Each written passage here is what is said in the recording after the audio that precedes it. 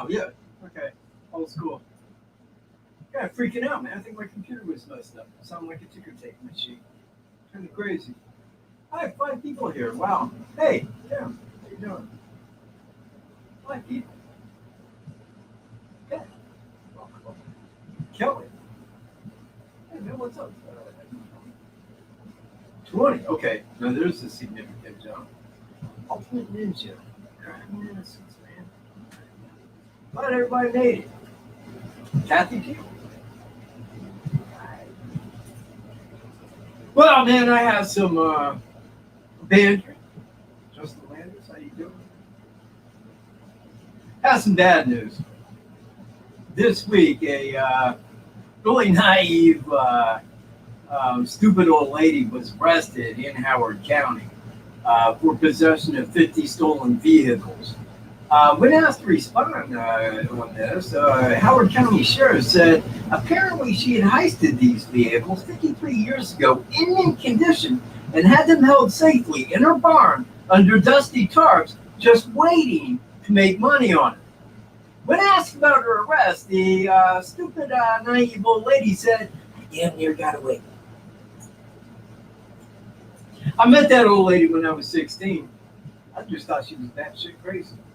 And trying to get away, $500 for a brand new Corvette. Well, 60 something. Why does it? Oh, shit. Oh, I'll tell you what. Hang on. Something I forgot, man. My bad. Man. Hope everybody can hear me. Yeah, it's like the microphone was even on. It was like across the room. Sorry. Apologies, everyone. Apologies. Chris G, Matt White. Wombat and Crime and Innocence, man. Sean Sneed. Man, I'm glad everybody's here. Oh, hold on. There we go. The smart money says 90% of you are trying to figure out right now if I'm blurry, the background's blurry, or if both are blurry. If both are blurry, you might want to see an ophthalmologist or something like that because I should be just slightly blurry. All right, let's see. Well, as time goes by, and it's pushing 2 years now, I've had some time to think and consider. And I am in the process of making the big video. The video that covers the every if, and, why, how, who, all of it in one video that will be 4 parts long.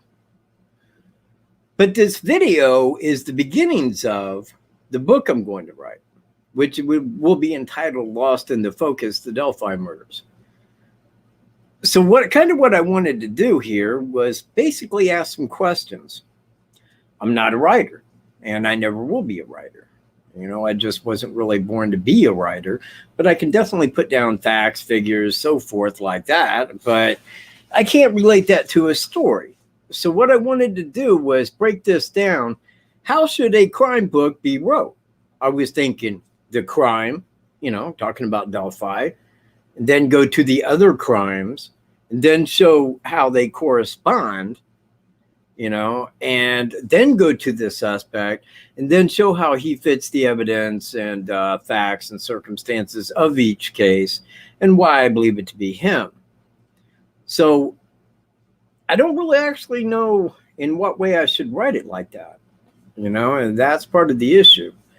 But in sitting down this week and just going over beginning to end, what I knew and what I assumed and what I speculated and what I conjectured, and all this and that, when I started putting pad to pencil, actually keyboard to text, I started thinking, well, crap, man, I really do know enough on this to write a book. Now, I think that the first person, the book I would want, honestly, the person I think that should write the book is Sheriff Lesenby of Carroll County. Because he was put right in the mix of it, that the main guy, and he's just a little town sheriff here in Carroll County. So, I mean, I think that he should be the one that would write a book. And if I was writing a book, it would be through a YouTuber's eyes, because I don't know the inside of this case. And, you know, you see where I'm at, but he does. And it's been a very long road for him. And I think that that's the guy that should really write a book. His book would be a #1 seller. Believe me, I'm sure he's already thought of that. So, yeah, anyway. Now, you know what, man, some of this kind of came about for this. Oh, man, Victoria, man, I'm glad you got the notification. However, Victoria, don't wait for a notification. YouTube's the last to hand out a notification from my channel. You know, don't wait for a notification, man. Wait till 6 p.m. Eastern time and show up. And like magic, I go live right at the stroke of 6, man. Yeah. Now, a documentary would be good. I think the only thing bad about that is that what I'm given right now is really kind of my own deducement, so to speak. You know, it would be hard for me to call what I'm putting into question and relating back to be real into a documentary. Now, after the fact, maybe. But after the fact, man, he would have to go to court, be convicted. We'd have to know the full amount of evidence and everything involved before I could create anything nearing a documentary. But in due time, that may be up the road, man. Just maybe. Jerry Rock, man. Jerry rocks. All right. Freckles going to be here. I like it when Freckles shows up, man. You know what? I got some interesting interviews, or a couple, a few. Well, actually, I think together, man, we had 4, 5. Well, okay, man, maybe it actually goes beyond 5 now that I really think about it. You know, interviews. I interviewed Sheriff Lesenby, as did Greeno. We both interviewed Caitlin Nations, Daniel's wife. I got 2 interviews I did with Kim Riley. I had a question at the first year press conference. And I really got to think beyond that. That might be the highlight of the interviews. And Daniel Nations, because I talked to him exclusively. You know, I was talking to him when the news couldn't talk to him. Okay. You know, I had him on the other end of the phone, man, and that really put a lot of insight into things. You know, because it was funny the way that wrapped up with Daniel Nations. Of course, Indiana investigators went out to Colorado to speak to him, but his public defender wouldn't let him in the door. That's the way Daniel Nations stated it. He said they stopped him at the door without consulting me because I wanted to speak to him and give my DNA so that I could be clear to that shit. Because when he was out there in jail in Colorado, they wasn't keeping him in population because population was saying he was a child killer. This is the way jails think. I mean, you really got to relate right now to a young millennial sitting in jail for some stupid ass shit, you know, trying to act all rough and shit. You know, that's where you got to put your mind. People are decayed, man, in jail. It ain't like it used to be, man. Cool people used to be in jail. Today, man, that's fuck. God, man. You know who the biggest piece of shit in the jail is normally? The fucking sheriff. They don't even feed you right, man, so you can pocket an extra dime. Yeah, here's one for you, public servant. Well, you know, I'm trying to keep it monetized. Doing the best I can. Yeah, man, hit like. You know who likes? I do. Man. It tells YouTube, man, that people watch anyway. You know, people like content. I like that. Likes. Only takes me a second. I'm habitual at it, though. I do it every time. I really do. Oh, you know what? I should highlight some of this. Let me find a good comment. Somebody give me a good comment that I can highlight.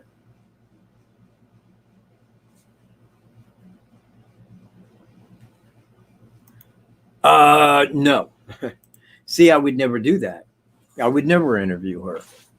I know that she's been spoken to by the FBI and questioned concerning his activity because they couldn't go talk to him but knew that his friends and family knew some of this information.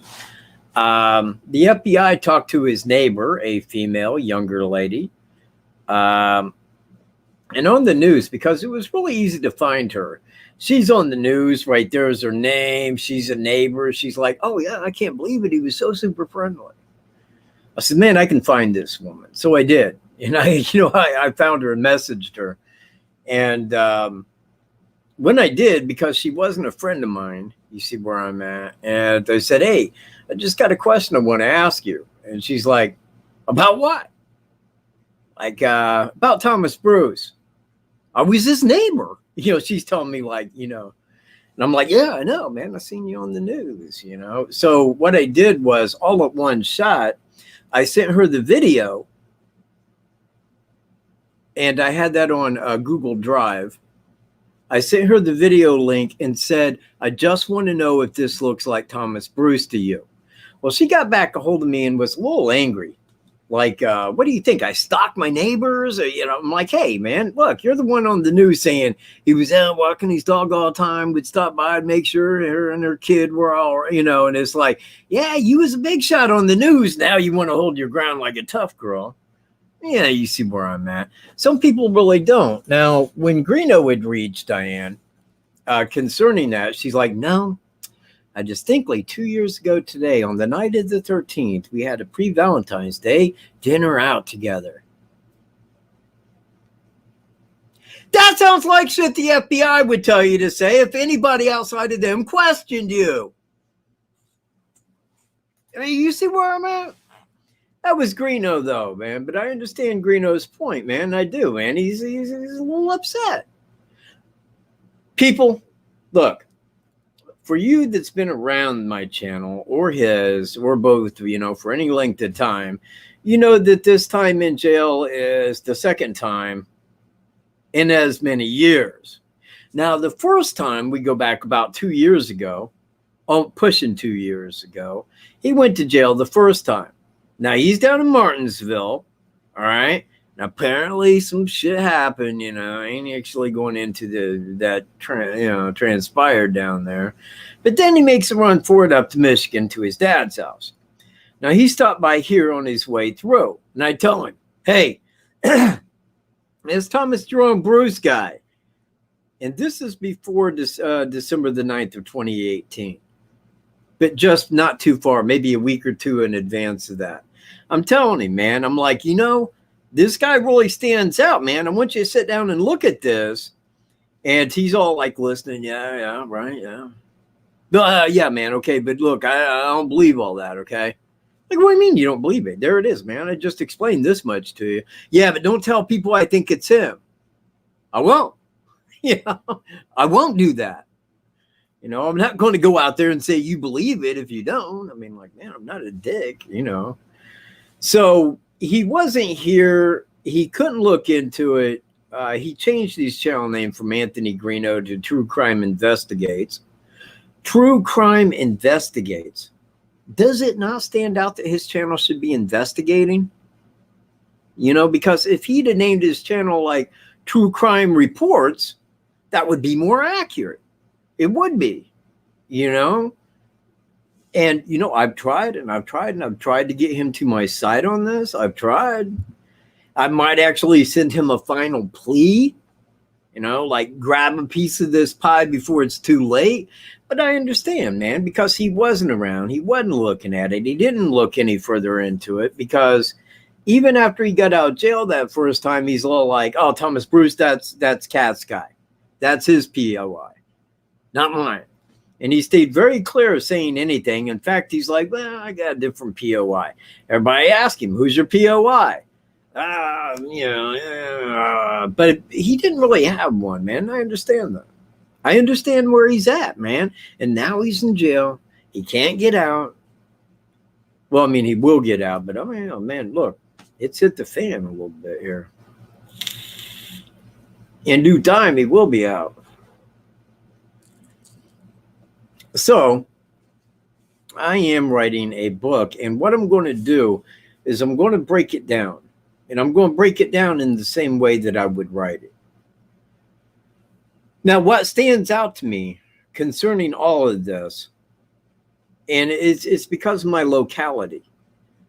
In fact, I could really lengthen the title to like Lost in the Focus, the unsolved crime down the street, you know, and that's kind of, you know, because it's like up the road. I mean, not just like right up the road. I mean, you go down the road, man, it's like right here in the heartland. It's just right up the road from me. Delphi is, you know, and when a crime like this happens and it makes national news, and it's like right there in your little bitty dot in the road town, I mean, you see where I'm at. You know, and that really was the setting at the beginning of all this when I found out. Man, look, 2 girls, young girls, were murdered over here at a trail in Delphi, Indiana. And, you know, everybody I knew was like, what? You know, because nobody had heard about it right here where I'm at. Like nobody. Wasn't even on the news until after they were found the next day. When they found the girls the next day, when they found the bodies the following day, it still wasn't on the news. They found them at, what was that? Like, we're going to say, what was it? 12:30, somewhere like that on the 14th. I seen it on the 14th that night. It was pushing 12 midnight when I clicked on Fox News and seen it. My friend that lived down the road was never away from his television. They didn't know about it. It wasn't a, you know, where they broke in and say, you know, nothing like that. It was very odd, man. Very odd. Because, I mean, when 2 girls are murdered and they were missing the day before and then their bodies were found, and this is a great big story, you would think that like local Indianapolis, Lafayette, you know, you figured these channels would like break in and have like a special running where they're discussing what's going on in Delphi. And it just wasn't like that. It was very odd. But after that, once they came out with the photo and the, you know, like that, then it just exploded. It just got so big so fast. And that's what pulled me into just looking at the case. And I've followed it ever since. I mean, right down to the press conferences, was at one of the press conferences before I was given the boot at the second one. So it's been very long, very ongoing. And I can attest to the fact, and this is very true, there is no one out there. There is not a singular soul out there on this planet that knows this case better than I do. Except law enforcement. But outside of law enforcement, man, it's like when I watch somebody on YouTube doing something about the Delphi murders, it's always about the biggest talking points that law enforcement has released. And I'm looking at that going, man, that is so 2 years ago. You know, it's like there is nothing new. Nothing new has been given. Man, I got to think about that. I think the newest piece of information was, and I think that was in January of 2019. Sheriff Lesby said in an interview, I believe that was with the, it was some news network called Radar. And he said, we sent our suspect DNA off to Quantico FBI headquarters just before Christmas of 2018. That is 1 month after the time of his arrest, when the FBI went and got a sample of his DNA, got it back to Quantico, got that all set up into the database to be matched with others. Then they sent their suspect DNA off to Quantico. Now, why would he do that 1 month after the arrest of Thomas Jerome Bruce? I mean, I think that the FBI was at it, you know, saying, look, man, this is your guy. And I think the FBI knew that right after his arrest. And that's why they was there to get a DNA sample from the guy. They talked to his neighbor. They talked to his wife. They talked to everybody. Now, the second piece of news that we got after the first year press conference was apparently they also have fingerprints, which always do that side after I talked to Kim Riley after the first year press conference. I said, a law enforcement officer cannot look at you and say, it's like this man has never committed a crime unless they have evidence to point at that. There's only one piece of evidence in the world that I know of that will say you've never committed a crime, and that's fingerprints. And it was at that time I said, I believe they also have fingerprints. People called me mad. People called me just crazy. Lark shit fucking crazy.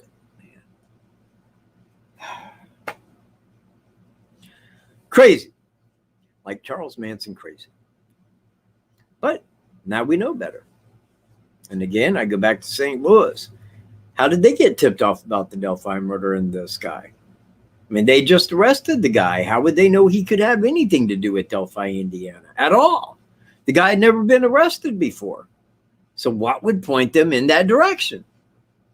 Fingerprints. They came back as the Delphi unknowns that was in there seeking a match.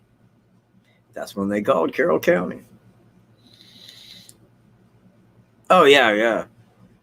Totally be respectful in there. Some people don't like to be talked bad about, and I'm just one of them. Oh, is radar here? Yeah, I seen radar in a minute. Brittany Martin. Yeah, see, I didn't even see Brittany here.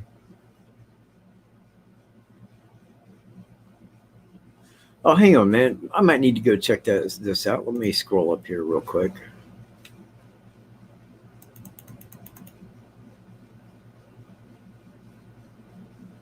Oh, yes, correct. Now, just given that, Brittany, let me kind of back this up a piece. Right after Thomas Bruce was arrested in St. Louis County, Missouri, for the first-degree murder at the Catholic supply store, sexual assault, and homicide, investigators down there came out and said the way that he committed this does not seem like it was the first time. This looks like this was a number of times that he had done this prior to. Now, the FBI got his DNA, and they said, and they're going to be running that through CODIS to see if anything comes back. Nothing's come back yet. And I'd like to pause right there for a second, because at that point, I'm like, yeah, nothing's came back. They hadn't even had time to get it put in a database yet. You know, they just don't get it, and there it is, man. They got to get that. They got to transform that into the genome. They got to take that genome and then fucking put it into a computer that's the database to be connected with. That takes some time. 2 weeks on a hot track. You see where I'm at? Well, you're the FBI. You should be able to do that. But the thing is that they wasn't, I mean, they was waiting for this guy because they knew that he had committed other cases. You know, they had the same DNA that matched these other cases, but it didn't connect to a person.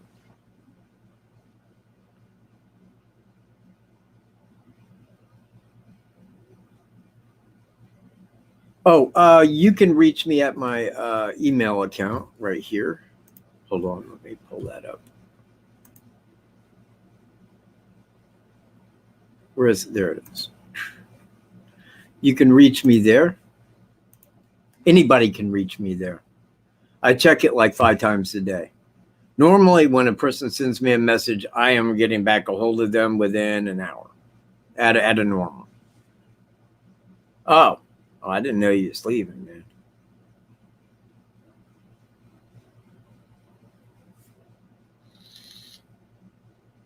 Yeah, I'm going to Elaine. I mean, it is what I've done thus far, but what bothers me is this. I'm alone. I am very much alone, but not completely alone, man. I want people to understand. I thought that everything that I was finding, other people were finding. Do you see where I'm at? Because in my head, I felt these people are looking into it and investigating. People aren't. People don't. People only repeat shit. That's all they do. That's why I started with the story about the naive, stupid old lady. Yeah, I don't know if you guys caught that, but 90% of the people laughed. I mean, I heard them. You know, is because people, they attach to a story that sounds good and then repeat it because it sounds good. And that's what it's like out here, man. People just repeating a bunch of trash, things that were never released. Talk about them like they're facts and evidence when in fact it's just hearsay. People don't even know that to be real. You know, like, oh, I heard through a guy, man, that knows a cop right there. And, my friend knows the family. And they said that they told her that, and people repeat that like it's just verbatim news. Like, this is what's really happening out there. I mean, and believe me, when people get a hold of me and want to talk about this case, I hold it in my head that this person is probably not in a good understanding of like everything that has happened and what's been released. Normally, when people get a hold of me about wanting to talk about this case, they got a lot of Facebook behind them, man, a lot of crap. Oh, all right, inzombiac. Man, I'm glad you made it anyway. 77 people here. There better be 50 likes, man.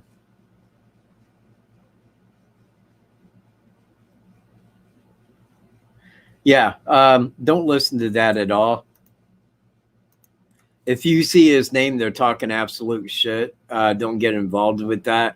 You don't want your mind twisted. You want a reality up here, and that dude right there is not a part of it at all in any way. Is he a part of the reality of this case? He is tabloidism. He's how people get views. That's what his name represents right there in a nutshell. When I see that name, I'm like, and click, because I ain't watching that shit. I know better. That dude's been in Carroll County jail, what, man? Like over a year and a half. It's like, you don't think that they would have enough evidence to go in and charge him? Really? He's in Carroll County jail. Believe me. If they had anything on him at all, and believe me, in this case, they have everything. They have DNA, they have fingerprints, they had people that seen him there. They got the whole on this guy. Everything. There isn't a missing segment of that.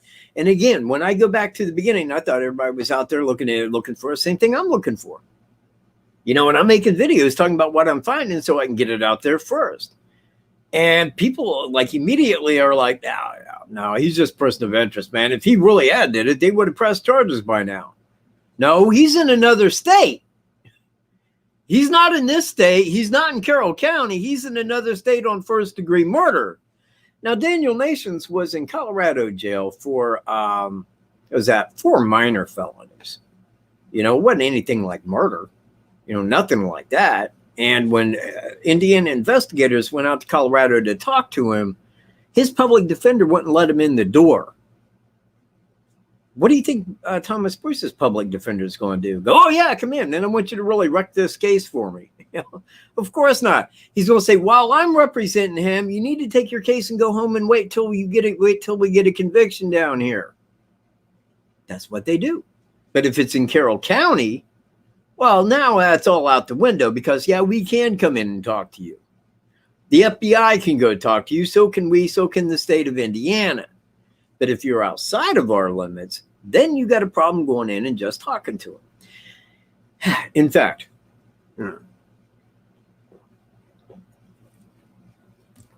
I told Sheriff Chris Swanson, Genesee County, Michigan Sheriff, what I knew concerning Thomas Bruce. And he told me, he said, well, I'm going to take your tip. Okay, great. It's cool, man. I'm glad you're taking my tip here. He says, and I'm going to go down and I'm going to talk to Mr. Bruce. Like, you're not going to go talk to him. What do you mean I'm not going to go talk to him? Yeah, I'll go talk to him. Man, don't you know who Daniel Nations is? You're a different state. This guy's down there on first-degree murder. They're not going to let you talk to him. Well, we'll see. And I'm all like, we'll see. Man, this guy knew everything that I told him for probably over a year before I called him. Because the FBI had that DNA, and it was looking for a match. When they got that match, all of these states where that match was at in these murders, they called him and said, hey, we got your guy. He's arrested down in St. Louis. After he's convicted, we need you to have your case ready against him. So he already knew about what I was telling him, but he was playing it cool. Played it straight up. He said, I'll take your tip. I will go down and talk to Mr. Bruce because he was living in Flint, Genesee County seat at that time. And again, both of these murders happen in rinky-dink little towns. Little bitty towns, man. Look, Burlington sits about 2 miles to my west right here. All right. Lennon is about that size, approximately. They're both about 400 people, like right in that area. And Burlington is a one-bar town. So is Lennon. And Mary Pryor, 83 years old, lived right across the road, right across the street there from the bar. So whoever, and again, because I had already pieced the rest together, whoever it was had been at that bar, seen her, and probably went up, engaged conversation, and took it upon themselves that, hey, this is an old lady that's helpless. I'm going to go do some sadistic stuff. Now, in that crime, in that little town, all the people wanted to know, man, who did this? Is it one of our neighbors? I mean, who can be trusted? Like, who in their right mind would do that to that old lady? And they wanted an answer to that. Now, 2 years go by. Right up the road, right up the highway there is Montrose. And that's pretty much the hometown of Thomas Bruce. Now, this is in 1999. Ann Pates was driving from the Saginaw area to Montrose. Now, when she was coming into Montrose, right there on Highway 57, 2 miles east of Montrose on the highway, her car breaks down. It's 2 o'clock in the morning. Now, who's leaving the bar in Montrose and headed back to Flint up that highway at that time? Thomas Bruce. And her car's broke down, and she's standing out there beside it. Hey, I see your car's broke down, man. Where was you headed? Oh, into Montrose. Yeah, okay. Hey, man, if you want, I can give you a ride in there, get you where you're going. Next morning, she was found in a ditch on a country road about 10 miles from the area where her car was at, with her neck sliced open, and she was brutally raped and murdered. Now, in both of those cases, Mary Pryor and Ann Pates, law enforcement had fingerprints and DNA. No one to match to. Just like Delphi. He was dressed like Bridge Guy. He looks like Bridge Guy. He sounds like Bridge Guy. It's in the route between St. Louis and Michigan. Right there, Monon High Bridge Trail. It was right there where he'd been there, where he'd parked, where he'd stopped, man, where he'd stalked, probably seeking opportunity in the past. Knew it was traveled, not heavily. Security was laxed. And, of course, I can take Delphi, and then I can just loop that like right back to Evansdale. Exact murders. Exact. Same MO, exactly. Both small towns. I think Evansdale has population 100 more people than Delphi. So Delphi is like 3,500 people, and I think Evansdale is like 4,500 people. Both small trails, traveled but not heavily. Both right off side of a highway. In both cases, 2 girls were abducted. In both cases, 2 girls were murdered. In both cases, the bodies were found right by a creek on reverse day, 7/13/12, 2/13/17. The odds of occurrence, 1 in 100 years. 1 day in 100 years. That is 1 to 36,000 is the odds. Think about that.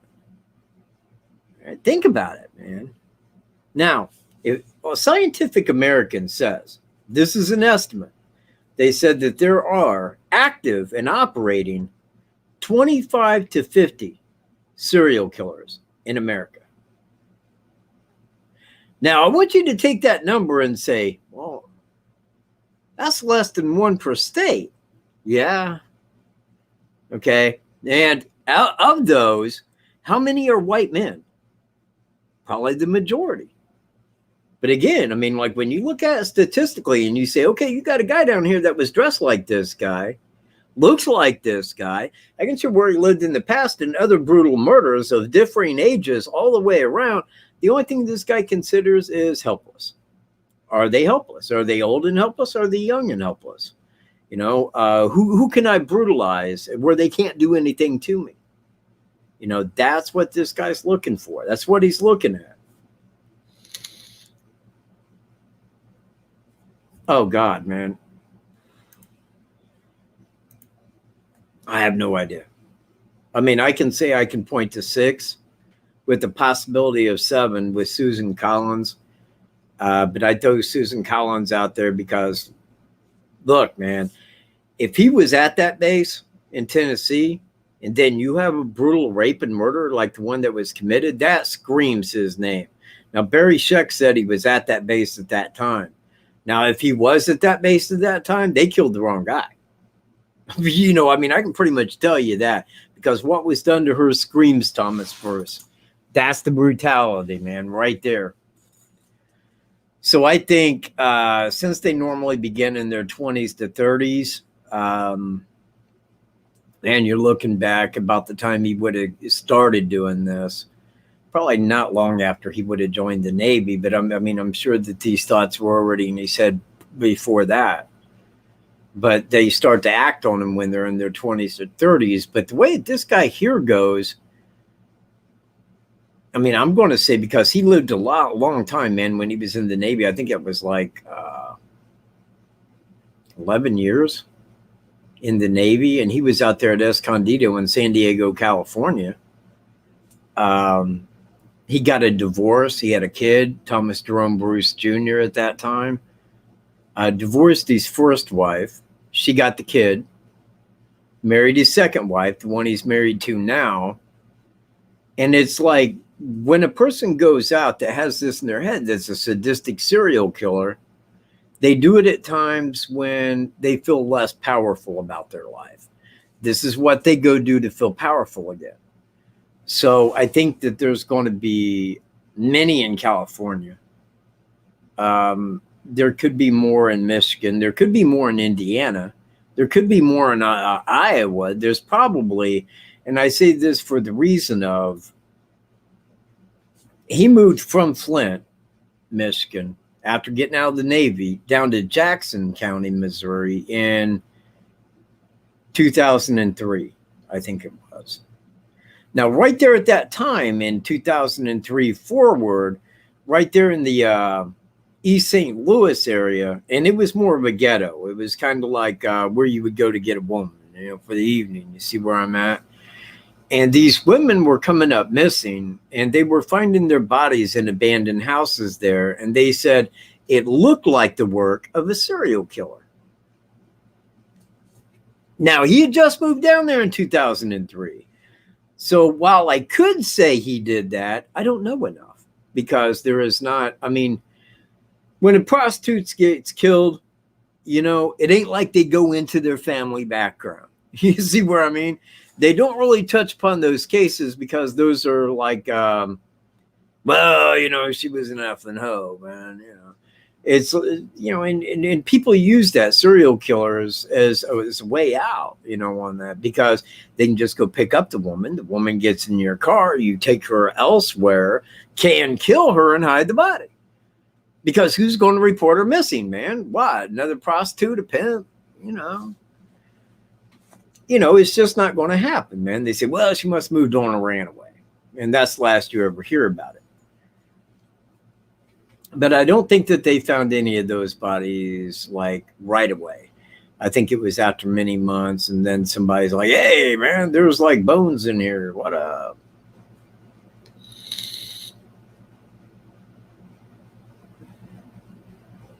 Oh, really?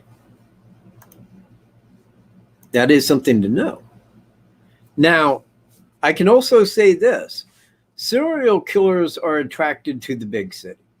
In fact, you're normally going to find them in a big city. Reason is, man, one, I mean, you got all that crowding. Two, if you go kill somebody, hey, anybody and their brother could have did that. Now, you know, again, man, it's one of those things. John Wayne Gacy, Chicago, BTK, man, the Night Stalker. You know, many times, man, they're in a big city. Or Gary Ridgway, he's another one. You know, and many times, man, they live in a big city. Be it that they were born in that city, statistically, or they moved to it because it was closer to, you know, where they could go kill people.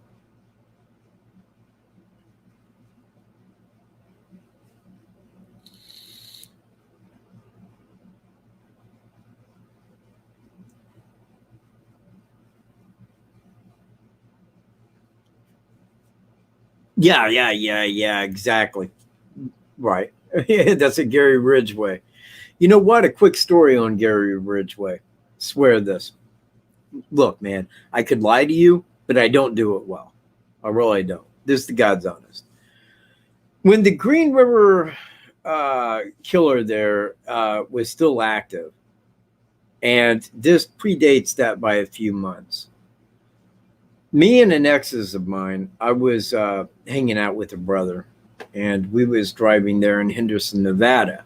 Well, we're going down Boulder Highway, and this guy, it's like 11 something p.m. at night, you know, this guy's hitchhiking down the highway and was going into Henderson.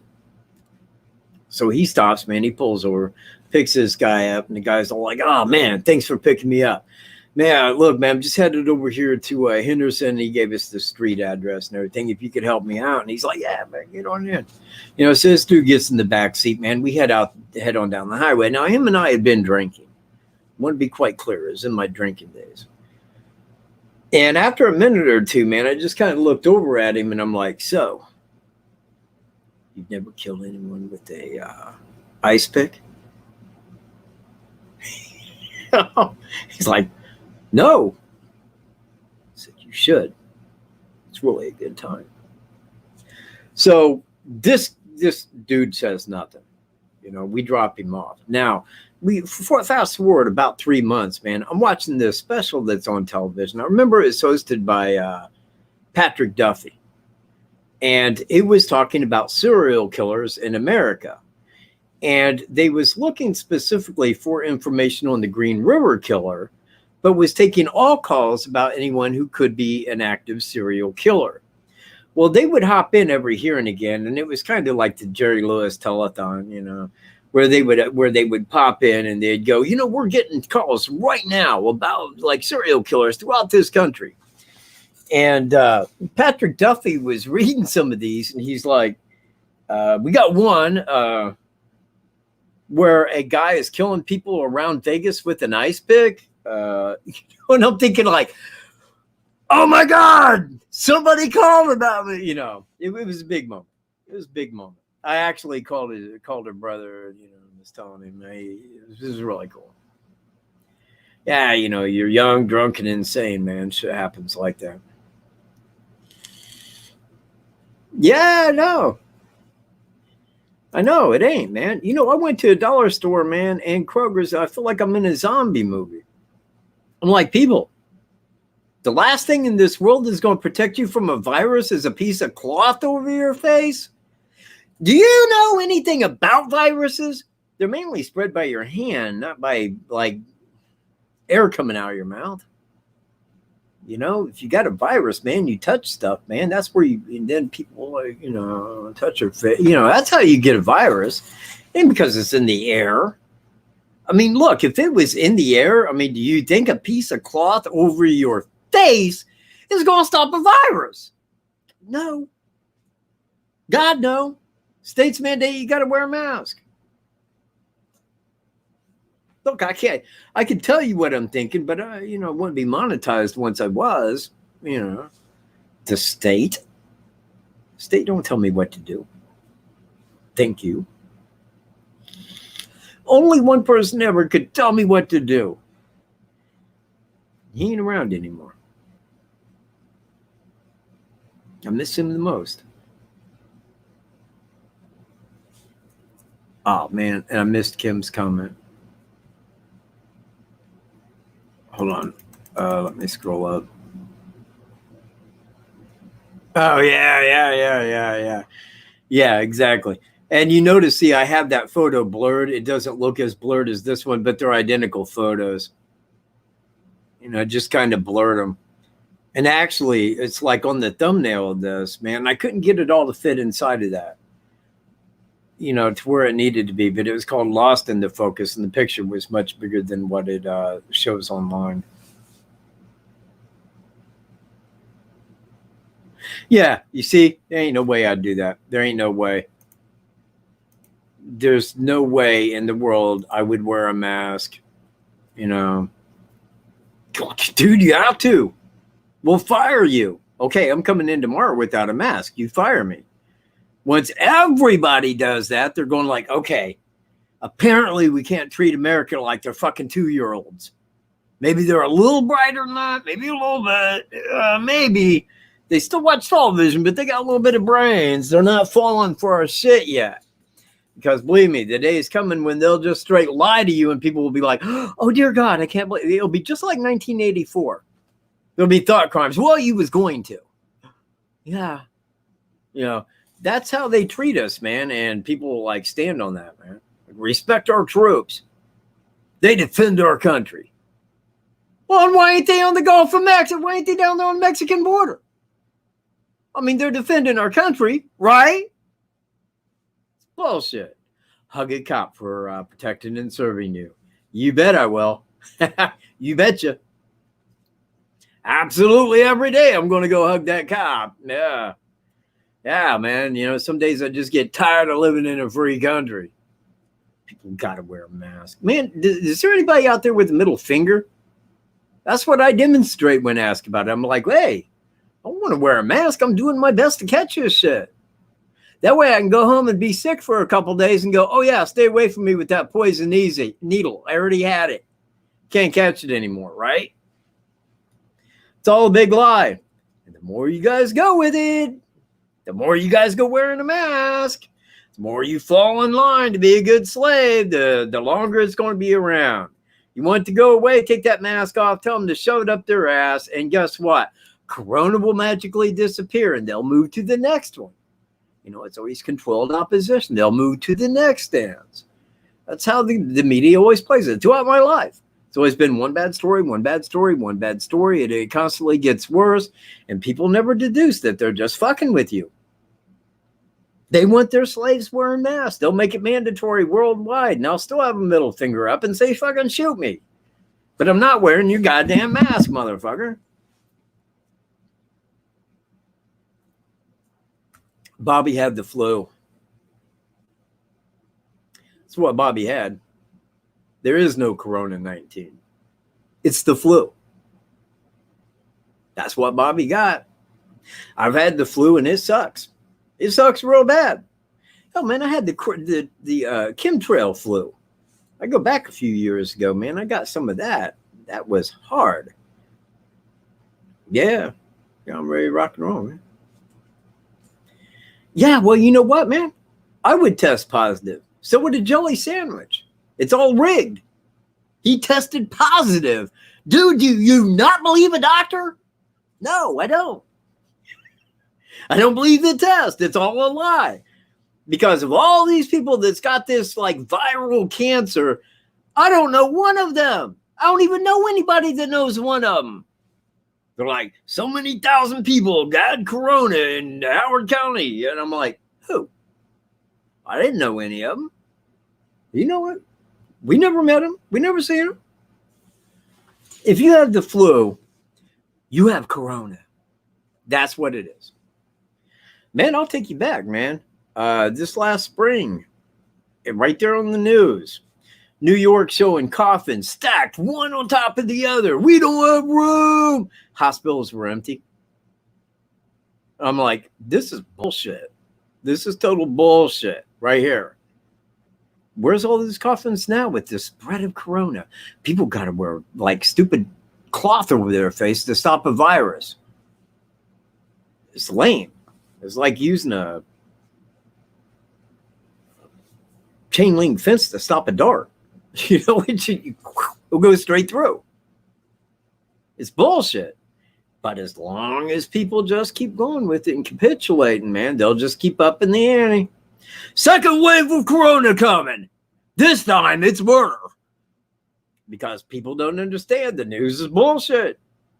When the news says something, there's this much truth, and it's like a mile-long lie of just bullshit. But they know if everybody says it, if all the news says it, people will believe. People will believe it. People believe a lone shooter killed JFK. People believe Osama bin Laden fucking pulled off 9/11. I mean, that shows you how ignorant people are right there. People believe like man walked on the moon in 1969. People believe that. People do. People believe all of it. I don't. I know better. I'm not that stupid on shit. I go look up. I ain't talking about watching somebody talk about it on YouTube. I'm talking about looking up the facts and figures. I'm talking about looking into shit. That's what people need to do.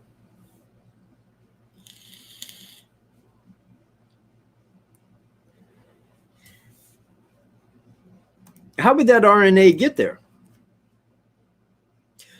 Could it be placed within a person by taking a flu vaccine? You absolutely bet.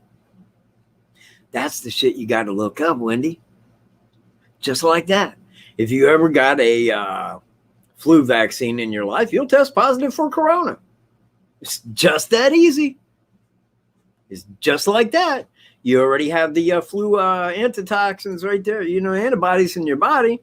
That's going to show, hey, you've been in contact with corona. Oh, dear God. So I got viral cancer? Holy shit, man. How long do I got? No, you got to wear a mask, man, and be put away from people. You got to get a vaccine. This is humanity we're talking about. I will. Show me where I got to go, man. I want to keep everybody safe from this viral cancer. That's people, man. Dumb down. Dumb down is the population. Dumb down are they. Should capitulate along. Anything to keep my job, anything to keep my family safe. Yeah. I'll go right with the program. That's people.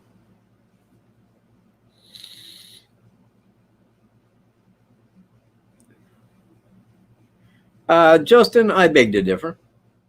Incredibly, the first sketch was the real one. The second one was the generic sketch. The first one was the suspect. Looks like Thomas Bruce. That's what St. Louis called and told them. Once they found that out, they're like, kill the first sketch. Kill it. Get rid of it, man. Put another one up. The guy was wearing a hat like mine. Just like mine, so to speak. Similar style. Mine's I think it's a cabbie cap. His was more the ivy cap. That's what he was wearing that day. Now, look at the second sketch and tell me, how did they see the top of his head and make him look so young? How was that? Huh? Did somebody see the top of his head? Did he go, oh, hey, how you doing? No, they did not. No, I'm just telling you. And I'm telling you for the reason of, this is exactly what it believes, because at the time of that briefing, when they put that second sketch out, I knew who it was for 5 months. For 5 long months, I already knew who it was. But I knew they didn't go down and talk to him. So I knew the briefing wasn't going to be about a suspect announcement. That's why I stayed home, watched on television so I could make a live video directly after it. When I seen that sketch, I was like, what in the fuck are they doing? Well, that's just stupid. But again, man, after much further thought, because I was upset, man, I really was. And, it took me a little bit of time and a few days to kind of get over the anger, of seeing them do that. And then I'm like, I get it. I get it now. Now I know what they was doing. They killed the investigation. That's what the briefing was all about. That's why you couldn't ask no questions. That was just them up there telling you what it is. Now, I can break that all down to this. Doug Carter says, we now feel that the suspect is between the ages of 18 and 40 years old. He lived, or worked in the Delphi area. They gave us a new sketch. That was bullshit, and I knew that upon seeing it. I'm like, please. They gave us the video. Now, here's the whole thing with the video. If I took an identical phone that Libby had that day, actually, I should call her girl number 1. That way I'm not putting names in the videos.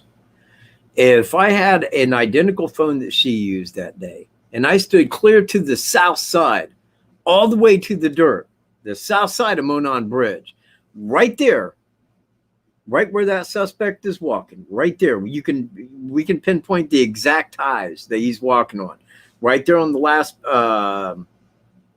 platform on the right-hand side when you're walking south. Right after that, right down to the ties that he's walking on.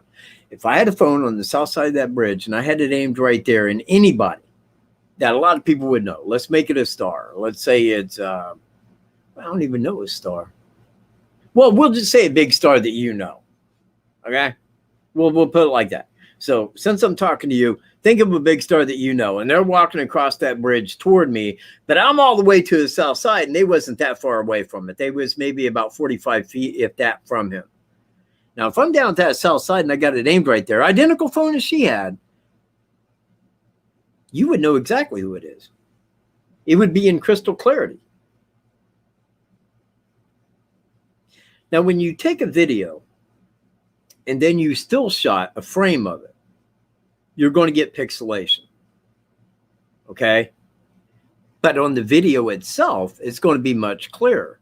Now, that's what we brought forward to Carroll County Sheriff Tobe Lesenby. We said, well, rather than just those photos, why don't you give us the video of him taking a step and a half? I said it would be a lot clearer that way. He's like, yeah. That might be a route that we go if this here doesn't work over time. Because, again, they felt that it was somebody local and somebody was just going to come out and say, hey, that's Billy Bob down here. You know, he was dressed like that day, man. We know exactly who that is. Because they didn't understand why nobody was coming out and saying, we know who this guy is. They had 60,000 tips over Axelong. Nobody knew who it was. But they did not see that man without a cap on that day. That is fact. So they released that video. Now, here's what's odd about that. They released that video of him taking a step and a half. And dadgummit, when you know it, it's as pixelated as bad as the still images. Don't look like a phone video. It don't look that clear like a phone video. I could take any phone and just go out there and just get crystal clear video of somebody walking across that bridge. It's not going to be pixelated. I mean, who looks at their phone and sees a pixelated video they made? Nobody. No one. You know what? You can go back to the beginning of video record on cell phones, and you're still going to get a very clear video. It's going to be pretty damn clear. So I don't understand why it was pixelated. Then I thought, well, no, they already know who did it, and they can't put that out in its clarity because now, rather than thinking it's somebody local to Delphi, they know where the man lived at. Now, if they release that in its clarity, man, everybody's going to go, hey! That's Thomas Jerome Bruce. He lives right next to me. Well, he's in jail now, but he lived right next door to me. Everybody would know who did it. And they're not going to have that. They're not going to have people just coming up with who it is 2 years before the FBI is going to press charges. Now, it might be the FBI. It could be the FBI. I hope it's the FBI. I hope it's a federal case.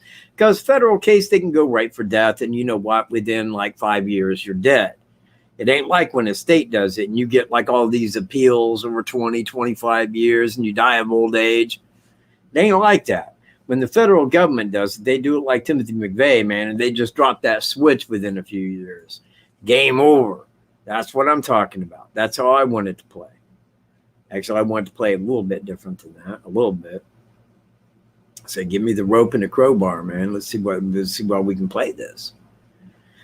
So remember, man, Carroll County, Indiana is, wait, hang on. Let me back this up just a degree. In Carroll County, Indiana, there are 2 unsolved murder cases. 2. Okay? With the Delphi murders in 2017 being the second of which. The first one was the abduction and murder of Luella Madden. That was in 1860, I think 1868, 1869.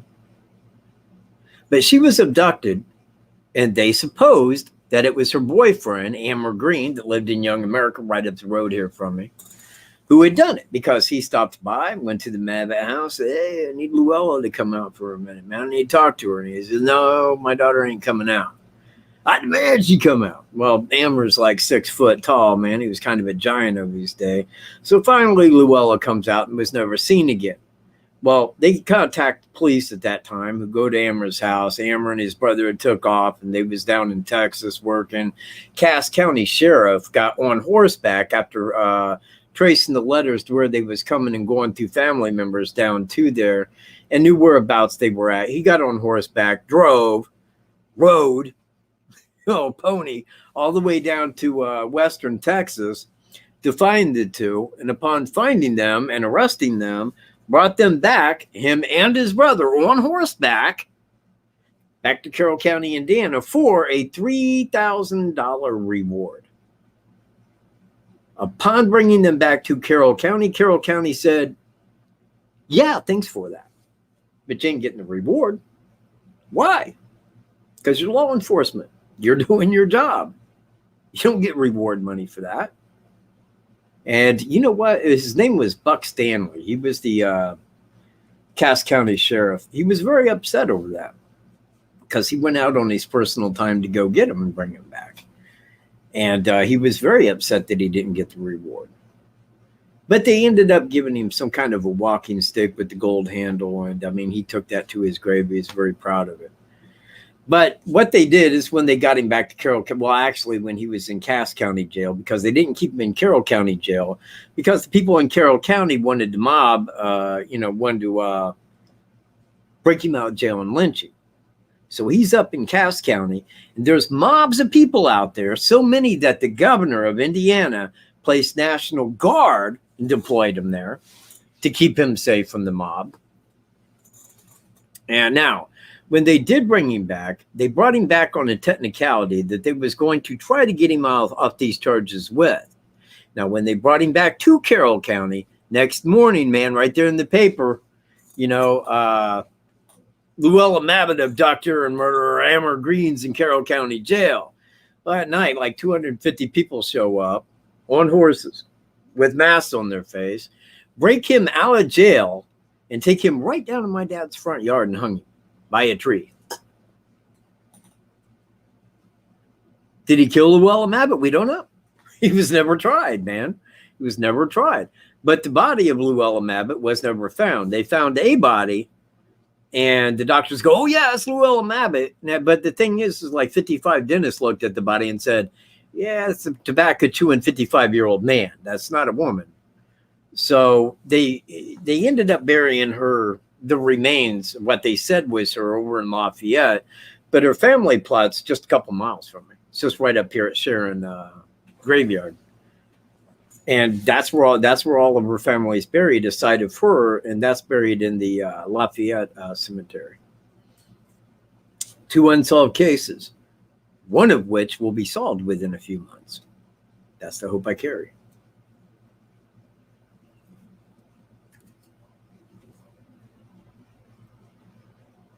Oh, wait. Oh, what am I missing?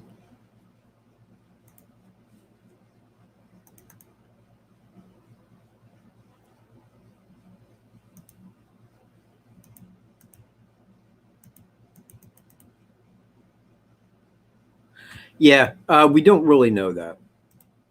I mean, all we can do is base that on what we hear, and it's just like, and you guys know his name. I'll go put what, like DE.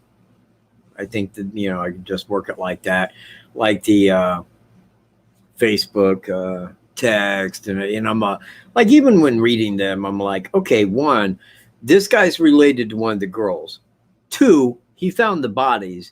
3, why would he be talking about it like that to somebody that he knows online? Is like no reason. And besides that, I'm sure that the people that was in that party that found him were debriefed by the FBI in Indiana State. Don't talk about this. Don't relate anything that you saw, because that's part of the investigation. So when he's out there and I see that, I always held that back as, yeah, this could be something that's more photoshopped than it is real. It didn't look like Facebook messages to me. It just didn't look like them. It looked more like the text was added in. So, I mean, I always held that back as maybe it could be true. I'm not saying that it isn't true, but we can't put that out as fact because we don't know. And I'm not a person that goes by something that I don't know.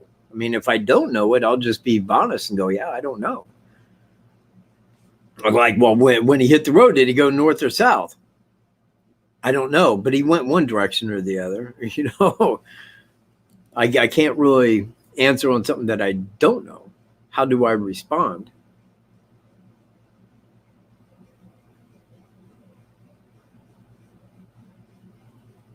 Yeah. 75 likes. How many do we got? I mean, is it like 74? Because if it's 74, man, I'll go click like and get 75. I got a minute. I think we all got a minute.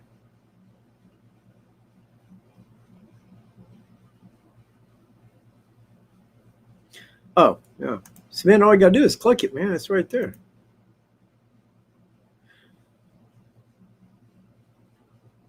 Well, you know what? I think they use the same thing I'm using, StreamYard.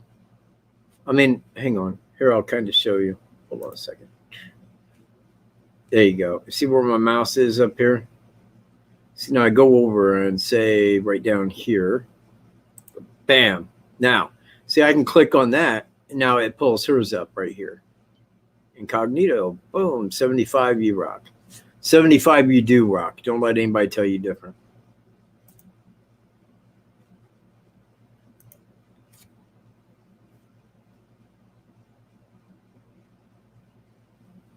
Well, you know, yes, but however, man, if I could just jump in real quick. I think that there are things that we kind of are overlooking on that a little bit. Firstly, both of those girls had a good home life. I mean, they lived in the country. There wasn't anything bad really going on, you know, between like their parents or their home or anything like that, that we know. Neither girl was in an area where that they even would have attempted to run away. They was quite happy at their house, you know, and I think that that was something that the family had covered with law enforcement right up front. Look, these girls came here to hike and they wasn't talking to anybody. I mean, you know, that we know of. They wasn't here to meet anyone. They just wanted to stop by and hang out for about an hour or so and, you know, just hike. So now that was one of my first thoughts too, is, well, how would law enforcement, and this would be where I would be thinking if I was Sheriff Lesenby. How do we know these girls didn't run off? Now, in the video that I'm making, Lost in the Focus, oh, thanks, Todd. Man, right on. Yeah, well, it's been some time, but actually, I mean, I do it to pass along, you know, I mean, to give that information on out. But at 12 midnight, and this was something that I still have a hard time looking at. It's 12 midnight. Now, I estimate from at least 6 o'clock in the evening until midnight, 6 hours. Now, I can go pull up video from local news, newspaper articles, interviews with people that was there, and they all state the same. There were hundreds of people looking for those girls. Now, I can start at Freedom Bridge, right where the trail begins, right where it begins. Now, if I'm walking from Freedom Bridge to Monon High Bridge, everything on my left-hand side is private property. Everything. All of it. From the beginning of Freedom Bridge until you hit Monon High Bridge, everything to your left is private property. You can see each house as you go by it all the way down till you hit Monon Bridge. Everything on the left is private property. Everything on the right is a part of the trail. Now, it's a trail. Donna Lace, thank you very much, man. If you got a question, just throw it up. I will get right to it. Now, I could take 6 people with me, and I could walk right up there on the 501, okay? And I could have those 6 people right here to my right spread out by so many feet apart, and we could walk from Freedom Bridge all the way to Monon High Bridge in 20 minutes, And in 20 minutes time, we could say those girls are not at this trail. 20 minutes long. Now, if they had hundreds of people searching for 6 hours, you see where I'm at? Now, the sheriff called the search off that night because it was late, for one. Two, the weather. But he said, we seen no signs of foul play. There were no signs of foul play that they came across at the trail. But the trail's where they were supposed to be. Now, people hop to the side of, well, they could have got lost. Well, they're at a trail they both know, and one of the girls lived directly up the street from the south side. Okay? It's not like that area was unknown to them. Now, if they was trying to walk back toward the woods down the Deer Creek on the right hand or on the south side, they was walking through private property, and they wasn't there to do that. You see what I mean? Now, they got the creek right there, so they know all they got to do is turn back and follow that creek, and they're going to be right back to where they was. I don't think, it had been pretty tough for Sheriff Leslie to look at, because he's like, well, there's no signs of foul play here, but we know that the girls wouldn't have ran off. They can't be lost, so we had to be thinking like, well, what happened? Now, the last thing that would have crossed his mind, the same as with me, is what happened. That is a very big case. That is a huge case. That is an international case, man, where like it's been spread across the world, around the world. People reach me from Ireland, UK, Australia. It's like all these places, they hear about it and they want to know what happened, because after so long, it's like, well, is there anything new? I mean, do they know anything? A friend of mine, okay, on the trail, Kim. Thank you very much, man. I'm only hoping that the show is at least viewable, but I seriously appreciate that. And there was no signs of foul play. And again, hundreds of people, looking around. Now, somebody said last week, well, and I think it was girl number one's sister was searching too. She goes, well, when they found the shoe, wouldn't they have known that, they were there? And I'm like, well, see, they couldn't have found that shoe on the night of. And again, I bring up the oddity of 100 people searching that little trail system, and nobody found that shoe on the south side. Because if they had found the shoe the night of the 13th, that would have gave serious bet, toward the girls having been abducted, because, hey, here's a shoe. Let's follow these tracks. It just seems like if they had found a shoe on the south side on night one, they would not have halted the search for the girls, because there was no signs of foul play. They would have said, well, we found a girl's shoe over here that fits the one that she was wearing. We believe that they came down this way, and would have followed the tracks on. So I don't know, man. There's a lot missing in all that. There really is. And I don't know that we know the full of it. It might be just exactly as Sheriff Leslie said. And again, I back him on what he did. Look, man, Delphi, Indiana is not a place where you're just going to go and bam, there's a double murder like that of two young people. It's the last place you would ever look for that. But I do not back Sheriff Leslie on what he said thereafter, that, oh, yeah, well, no, locals, no, everything's fine. Yeah. Look, man, when you got a guy that did this to two young girls and you don't know who it is, you don't tell the public that they're just fine. You tell them to, be on the lookout, or to, have your eyes open, because we don't know who this is, neither do you. We need to guard all people we don't know, because you don't want to be like that. You don't want to go making big, bold statements. But again, I think that they assumed, just like myself, that this case would be wrapped up imminently, just, pretty quick. They was just looking for that right call. At the first year, 1 year in, Doug Carter's up there saying, we know that there's somebody out there who knows who this is. And he always stood by that and always said it in an identical type way. We know somebody out there knows who this is. because he thinks he's talking to somebody locally that knows who this is.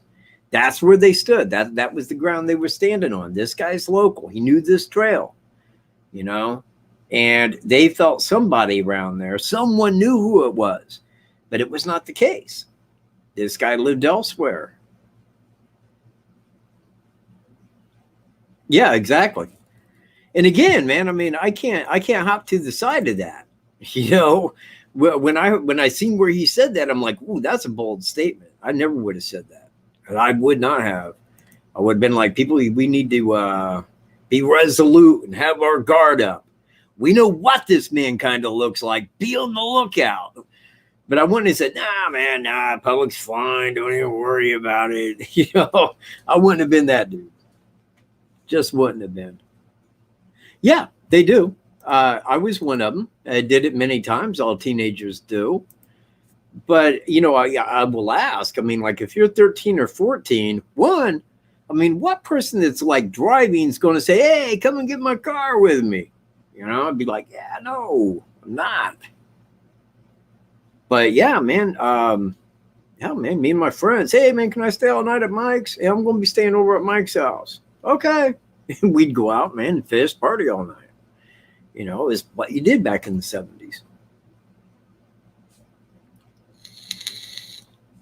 Yeah, I believe it. Kind of had to been, you know, because I don't have any reason why you would have said that. I thought that was kind of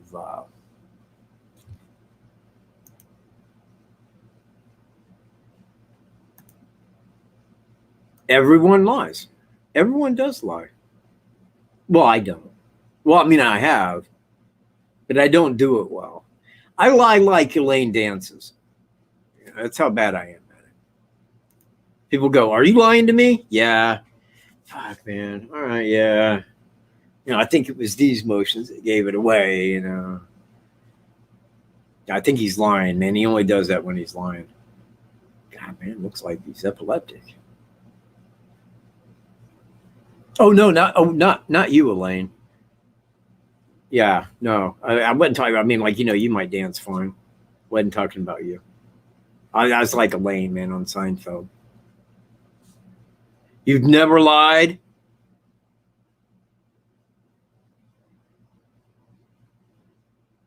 Oh, okay. Probably never has. Maybe, but then again, who could tell him to say that? I mean, the FBI wouldn't say, oh, tell the people of your county there's nothing to worry about. You know, that would be on him. He has the highest power like that within the county. I think that he was probably trying to make people feel that things were okay. That, hey, we're on top of this investigation, so don't worry about it. And was probably trying to go down that route. It might have been more of something that he said and went, but I don't really know the reasoning behind it. But I wouldn't ask him. I mean, that kind of put him on the spot. And believe me, you don't want to go pissing with the county sheriff like that, you know. Did you know that my county is actually in Howard and Carroll County?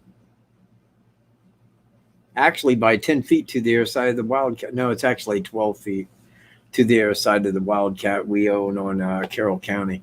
But like I said, man, I can take a rock right out my driveway right there and chuck it right into Carroll County because we border. I'm like the last property in Kokomo West before Carroll County. You walk right down the driveway, cross the Wildcat, you're in Carroll County, right there at the bridge. Bam, that's separation.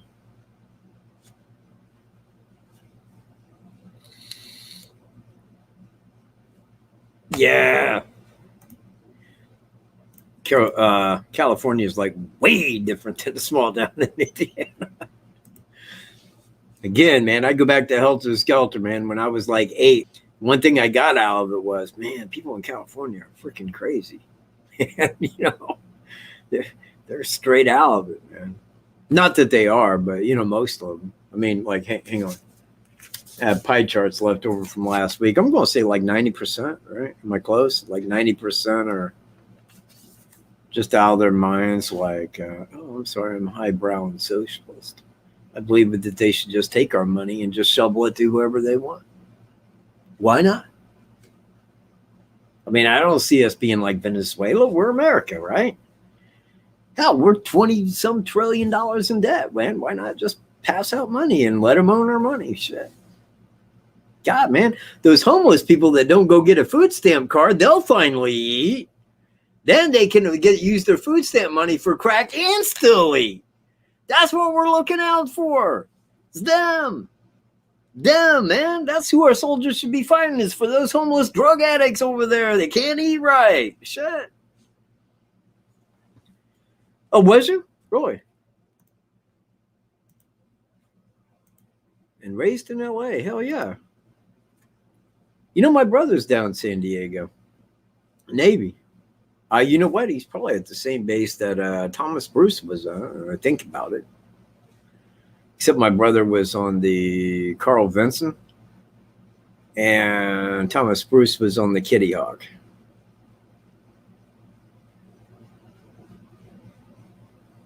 Oh, hey, Ivory Rose. Get out, really? By Spawn Ranch. Man. Holy crap, man. You know, when I was little, those are places that I wanted to go be for a while, man, and just go look over, man. Like Spawn and Barker Ranch, you know, all of those places. I mean, that just seemed like the place where, like, you know, crazy people went. And, you know, at these little ranch places. I don't know, man. Just see, I was 8. I mean, you know, kind of take that into your, you know, thoughts. I mean, I was 8 years old, but I mean, like at that time, I don't know, man. I thought it was kind of, and it is significantly different between Cal. Hey, man, there's David Welsh, the big liar. How you doing, Dave? Man, how you doing, liar? Whoa. Yeah, see, that's it right there. That's exactly what I would have done. Okay, man. You're deserving. This show is dedicated to Freckle Joy. There it is.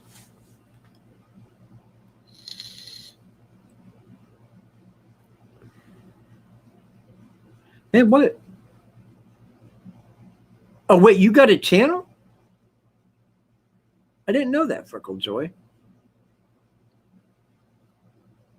I will seek your channel or throw a link up right there so I can check that out, man. I'd like to view that. Ivy, what happened here, man? I see everybody.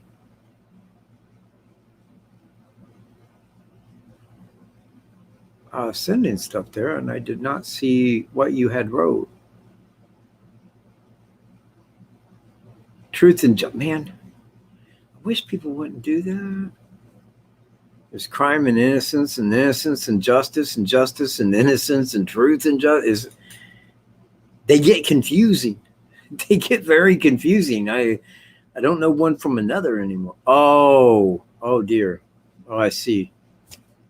Yeah, very apologetic, man. Yeah, that's I know. I know very hard. I'm certainly an understanding of that.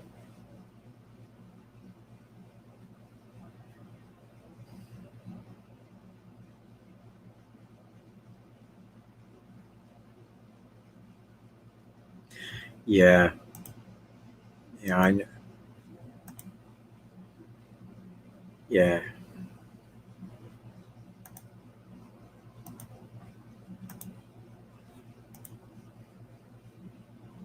Yeah, man. Let's see, that is, it's been about a month since I lost work.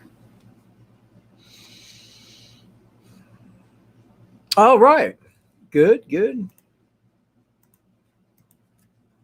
Yeah, see, crime and innocence. You know, it's again, man, it's one of those things, man. Step out of that box. You know, crime and innocence and justice. Justice is like, I get it, but it gets a little confusing, man. It really does, because I'm thinking, man, who owns that one? And my God, it sounds like the rest.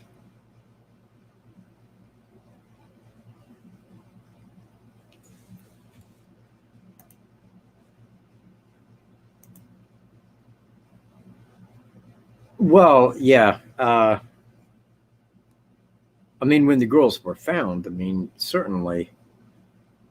But I'm not stepping out on the limb to say that girl number 2 did not. But if she did die of exposure, and they had a search party out there for that long that she couldn't respond to, that would say to me head trauma.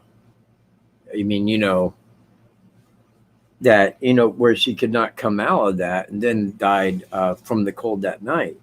And which is very sad, because if they had found her that night, she would have lived and could have pointed, I mean, and gave like some real good facial descriptions of the guy, like sketch number 1, you know. And I want to be clear, it's a little blurry back here behind TB, but what is that? I support beer. Love, I support. What is that? What is that, early riser? Is that beer?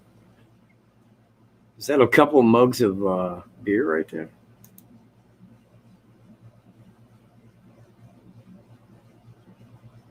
Yeah, and thanks for being here, early riser. Hadn't seen you. I didn't see you last week. My neighbors are making noise. It's fine at this time, but if they do that after like 1 in the morning, you know, we're pounding on doors going, keep it down.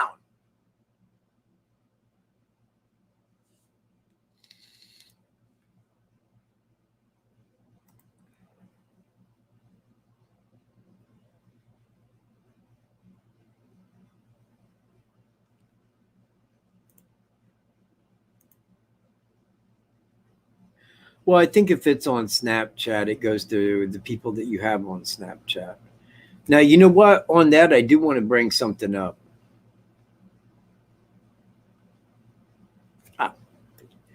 The picture of Abby. Let me throw a poll out.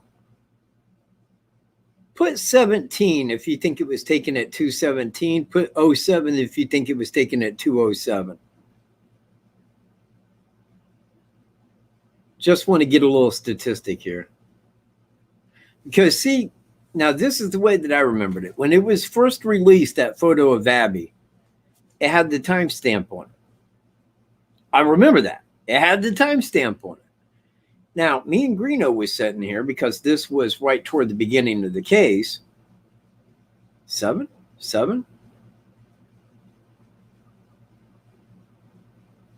Ah, okay. All right. Everybody is answering 07. Now, check it out. I remembered on this because when we was looking at this case, it had said 217. We did the timestamp video of it being 217. Now, I'm looking at that because now everybody's saying 207. And I'm like, they removed the timestamp one. Okay, they removed it. And now everybody says 207. So I went back and I'm looking for anything that states 217 the way I remember it, made the timestamp video to be.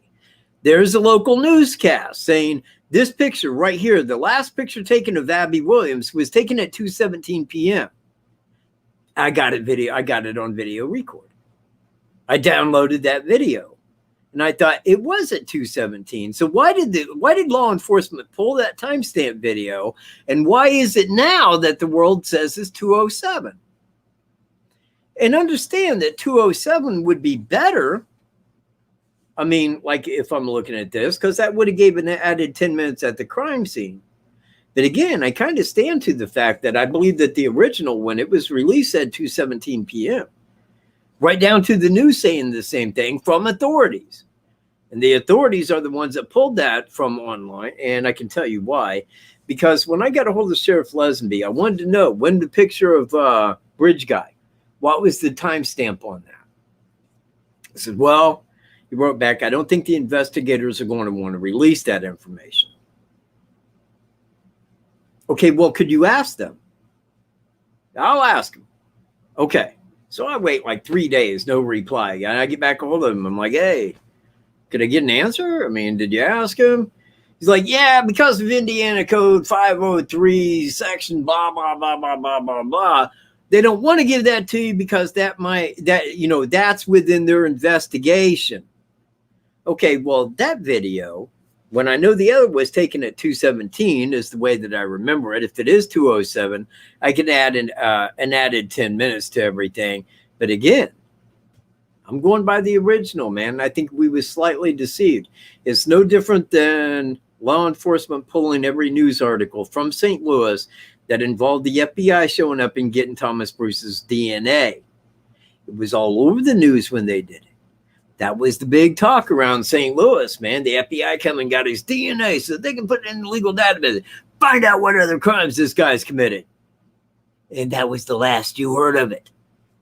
Now, go back about like a month or so ago, I'm on there, man. I'm like, well, let me pull that back up.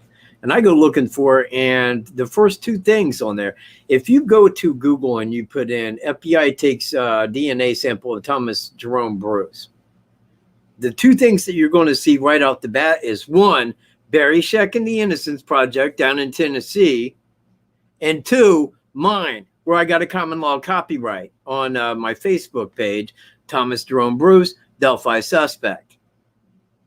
But there's nothing about his DNA in the FBI obtaining it.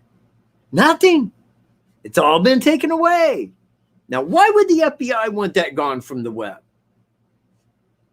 So that you don't connect dots. Duh. So that you can't go, hey, wait a minute. Maybe there is more to this. Yeah, they don't want you doing that. They want you wearing a mask thinking that it's going to keep you safe from viral cancer. That's our federal government at work. Doing everything they can to stupefy this country. They love their job, and I get a hoot out watching them do it because people fall for that shit hook, line, and sinker. They just do. Hey, man, if y'all get in a big bird cage, it'll keep you safe. Oh, man, get out of my way. I got to get in that bird cage. People are retarded, man. I'm sorry. They're not retarded. They got Down syndrome. Yeah. I know.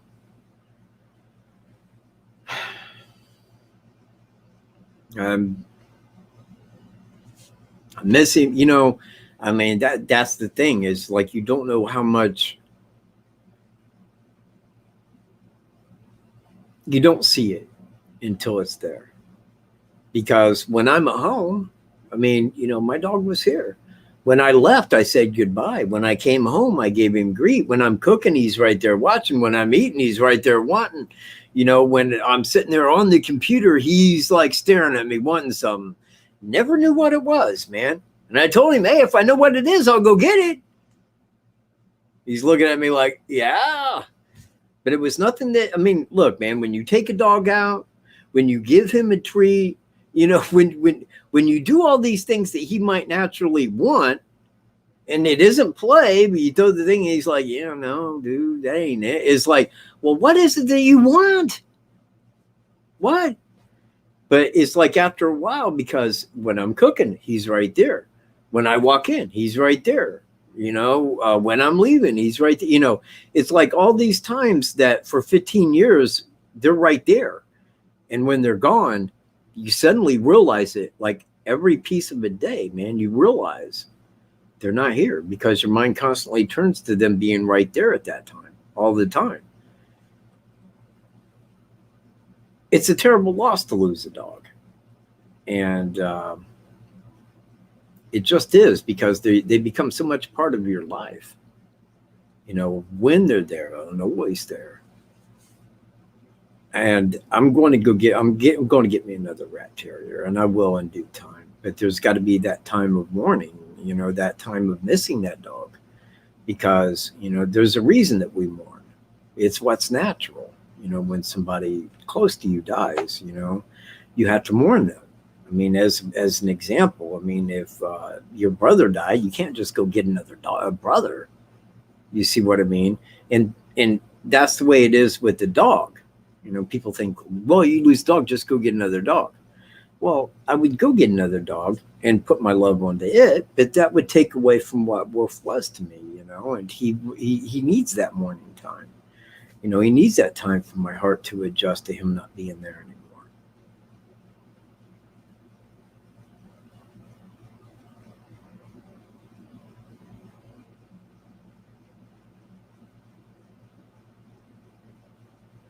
Not sure what to do with it, him? Or do you have to get rid of him, Ivy?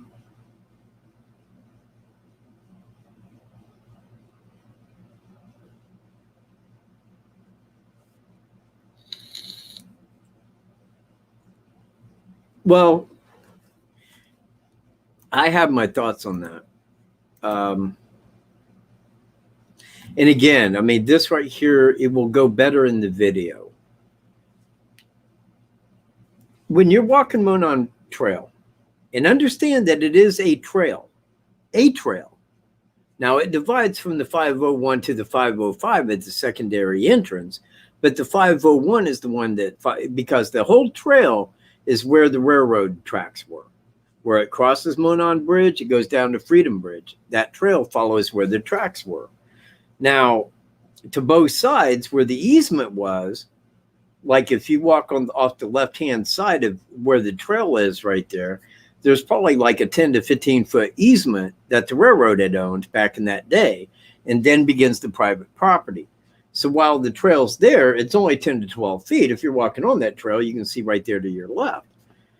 Now, when you get to the secondary entrance, and again, that's 501 steps before you get to Monon High Bridge, that's where the 501 cuts off of it right there, but it follows it parallel, and then it goes down to the water's edge where this goes up to the creek or the bridge. The 501 goes over the bridge, and the 502 or the 505 goes down to the water beside the bridge. But it is really just a trail. It's not real long. It's less than a mile. The whole of the area of the trail is less acreage than the property that I rent right now. It's actually less than that. So I believe that law enforcement, after looking at it, because there came a time pretty quick where they're like, those girls ain't at this trail. You know, we got hundreds of people. They're not here. Well, the sheriff had to think about that. Well, they could have been abducted. I mean, family saying they didn't have any plans to meet anybody, but they could have ran away. I mean, I know that the family don't think that, but what family really thinks their kid's going to run away? I mean, you know, there would have been a lot of things going through his head at that time as to what could have happened to him. Now, when they were seeing that they weren't at the trail, and I think that the sheriff definitely knew enough at that time about the girls that, hey, she lived like right here on the south side, okay? And they both knew these trails. They'd been here before. They wouldn't have got lost because they know these people, and they wouldn't like go on a hike way out here. I mean, they was just coming down here and walk the trail for about an hour and a half and be picked up. So I think that the sheriff was probably like not really looking at like what may have happened. But people wanted to maintain this search because they felt that they were right there. So they started asking the people that live locally that owned property right there to the left of Monon Trail if they could look on their property. They asked Mears. Mears said yes. They asked Ronald Logan. Ronald Logan said yes, you can search my property. But when you go down the north side, and again, this is one of those things, because if you're online and you're looking into this case, you're going to know what somebody that don't know anything about this case thinks about this case. That's where people get lost. If you and I were to go out to Monon High Bridge and we come in the secondary entrance right there where the girls came in. Now we make a left on the 501 to walk down to the High Bridge. Okay. Now, as we're continuing down, walking south toward the bridge, you will see that to the right is the trail area. where you're at, and to your right is the trail area. But everything to your left, there's a cornfield, you know, as you go up and it hits the woods, it says private property, no hunting, fishing, trespassing. You know, the first time that you go there, that everything to your left is not part of the trail. Everything to the right is. So if you go there with the whole thought in your head that I'm going to abduct people, I'm going to abduct a helpless female. Now, what I'm going to do is I'm going to take her down this south side because I can see that nobody's coming from the north, no fellow hikers. So I'm going to take this person down that south side of the bridge, walk them this way, having already scouted that southern area, take them down here to the shallowest part, walk them across. Now he knows the people at the trail cannot see or hear us. Okay, we're on private property over here. Now, when you walk that north side, here, let me kind of show you real quick. It helps when I show photos. Let me go pull that up. Let's see. Because I know I got it here. No. I ain't even going to do it like that. Hold on a second. Do it like so.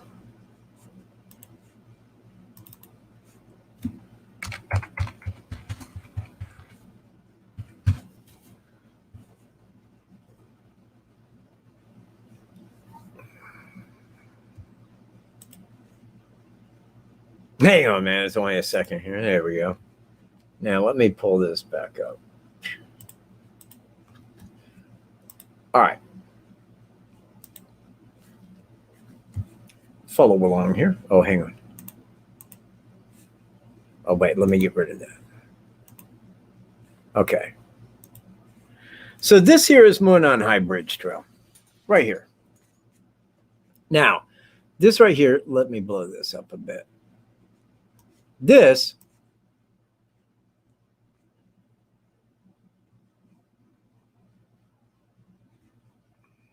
what in the world? Okay. Scan this down. Now here's Highway 25. This is the Hoosier Heartland Highway right here. Look at me when I'm talking to you. This is the Hoosier Heartland. Now, I feel that he came from St. Louis, was coming up this way north, in knowing that he was going to the trails that day. This was his avenue. This was his safe place over here. So he comes up. Now, right here, you're going under Freedom Bridge, so to speak. This here is Freedom Bridge, but this here is where the railroad tracks went on across.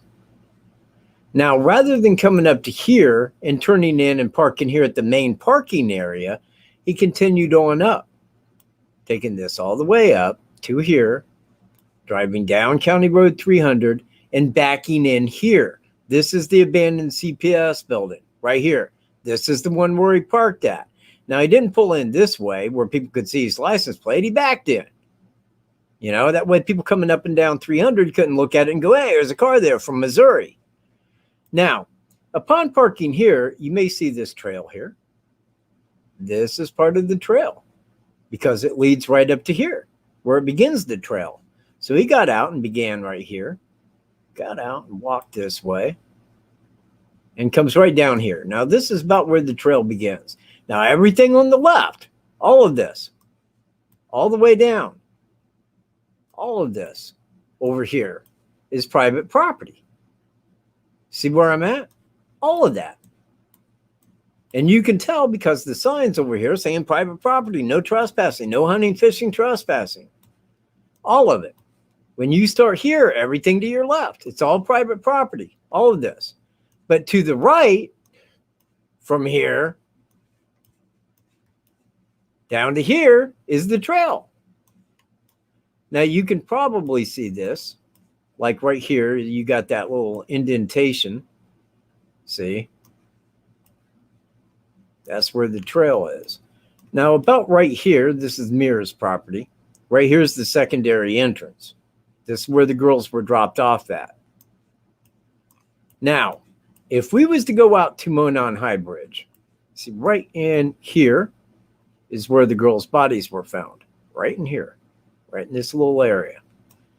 But right here, about right there, is a big ravine. It goes down like this and back up the other side. It's huge. It goes deeply down and then deeply up.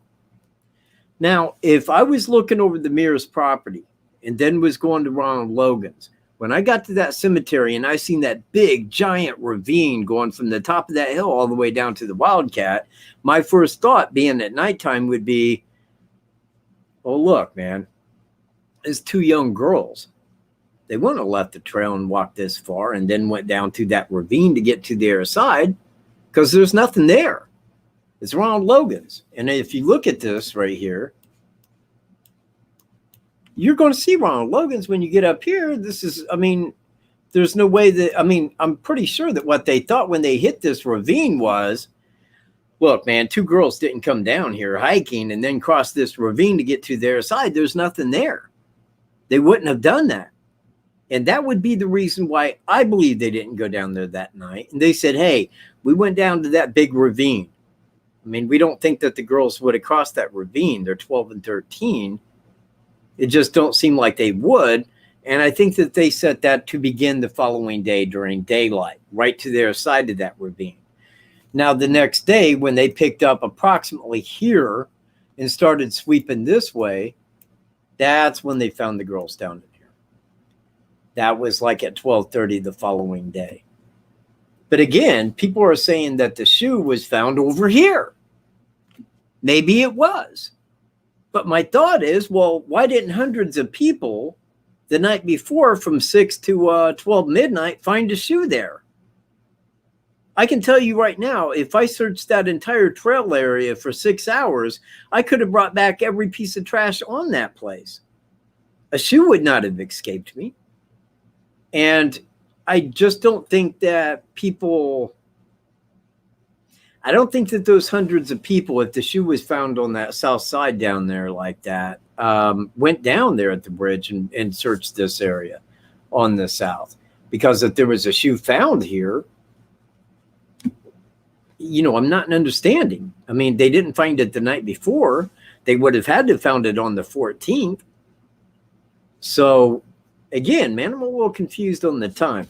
But anyway, what I'm getting at is right here. When you come off this 505, now I think he walked it down, maintained his station down here in the wood line, like down in here, because this is where the lady that lives here, her dogs came out and was walking this path and came across the guy. She was with him, right behind him, walked up. Hey, I'm just out here, man. Beautiful day, beautiful day. Yeah, got my dogs outside. You know, she talked to the guy for a couple minutes. Okay. Now, at some time after 2, and we can give that a 10-minute window for people that believe 07. We can give it a 10-minute window because where I could say that this happened at, the abduction happened at about, well, see, and I don't even think it would be that long. I mean, I would put it maybe at about 5 minutes from here down to here. But he came out and walked down to here to see if anybody had taken the 505 down to here, because if somebody was here on this bank right here, well, when he abducted up here and was taking him down, well, they'd clearly see everything that he was doing. There was no leaves on the trees. It was February. He would see that guy walking the girls down there with a gun in his hand. So I think he walked up to here to make sure that nobody was down there, then turned back around. Now, the girls were approximately in this area. This is the last platform on the left-hand side. And right here, because right up in here is where that last one on the right is, he was about right in here when they took his picture from here, because they are clearly to his left-hand side. He's walking this way. And they weren't down in here, because if they were, you would have seen all of this within that rather than from here just going across at that angle. So anyways, the point I make here is this. If a person that has the channel, had ever been out to that crime area, the entire trail, and really looked at that, and then walked Mears property in here where it says no trespassing, no hunting and all that, had walked it down to here and knew where that they was at and seen this ravine, I think that they would have been to the thing of, I see why they didn't go across there that night. It isn't, but people got to remember that we're looking at it in hindsight now.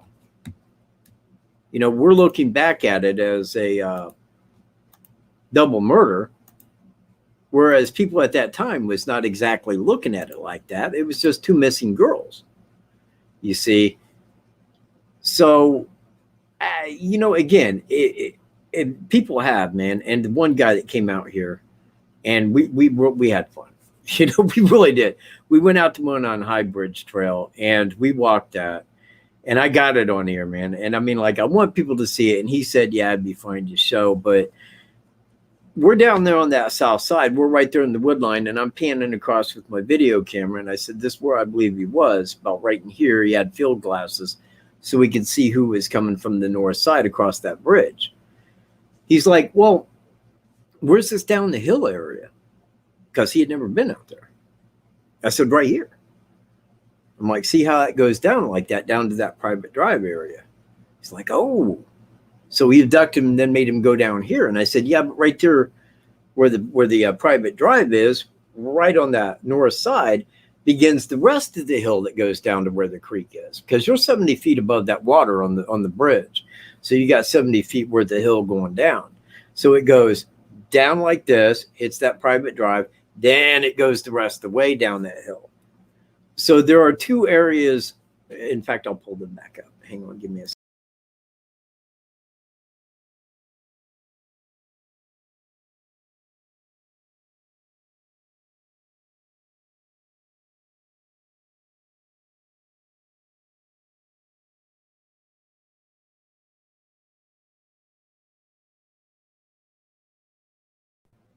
I'm sorry. I hit the wrong button. My bad.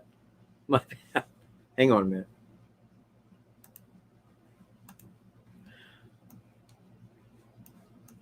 I will kind of blow this up about as far as possible. See, this white right here is the private drive. Now, that private drive carries on and then goes to this house. That's their private driveway right there. And that comes off of County Road 200. Now, when this is the last pedestal on the left where I believe them to be at, then he got him down to here. Now, he could have said from here, guys, down the hill, because then they had to go down to here. But right here is, and you can kind of see that, that's where the second trail picks up. It goes down to here and then follows this little indent right here, which is a car path that goes up underneath here, and it swings off of private drive about right in this area. And it swings down like that from here and begins. Now, he had walked that down to here, seen that this was the shallow area, so he brought him down to here and had him cross. You know, but there's the two hills, and I mean, and again, I wasn't there. You know, I don't know where he said that at. But there are only those two hills. That's it. That's the only one that you could say down the hill between where they were abducted and where they were found at. So it is one of those, and I don't know exactly which one. Wait, what? Can you guys see now? Can you guys see me?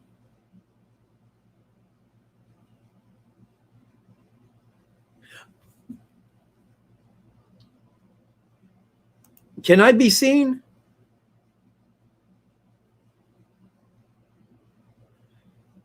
Can people hear me?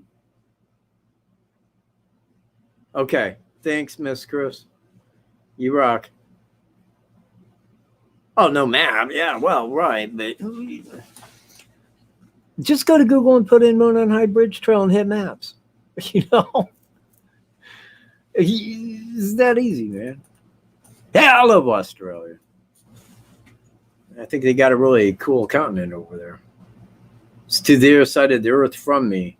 If I follow the earth directly straight through from where I am, I'm coming out on the west side of Australia, man, just by a few miles out in the ocean. Well, yeah, man, no map. Okay, well, man, I'll pull the map up. But man, then you guys won't be able to see me talking. I thought people showed up to hear me talk, man, see me say things, man.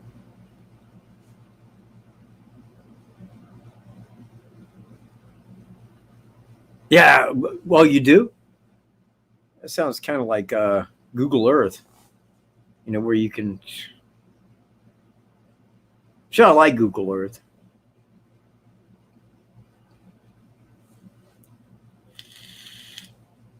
So, you know what? I will in due time. I've been out there so many times and got so much films with so much on it through all times of the year. I mean, I could literally run through all of the video that I got, man, and make like a full-length video just on the trail itself. Because, man, I got... yeah, thank you, you. Man, look, man, I even got my thing on there. It says, mustaches are for boys. Ah, geez, I gotta like stand all the way up. Beards are for men. Duck Dynasty. I don't even watch that show, but I like their thoughts on facial hair. Makes me feel like a Duck Dynasty man. Maybe a little bit.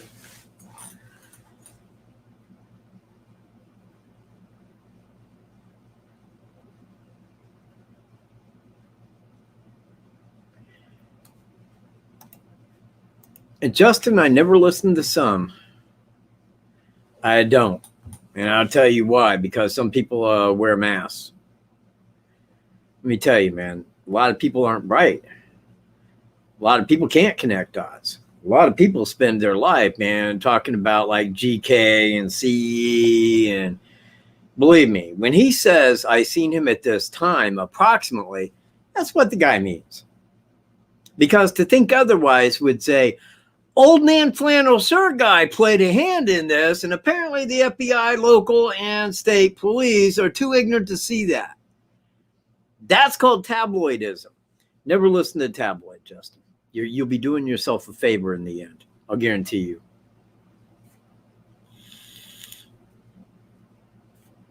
Oh, man, I didn't know they closed Jamaica.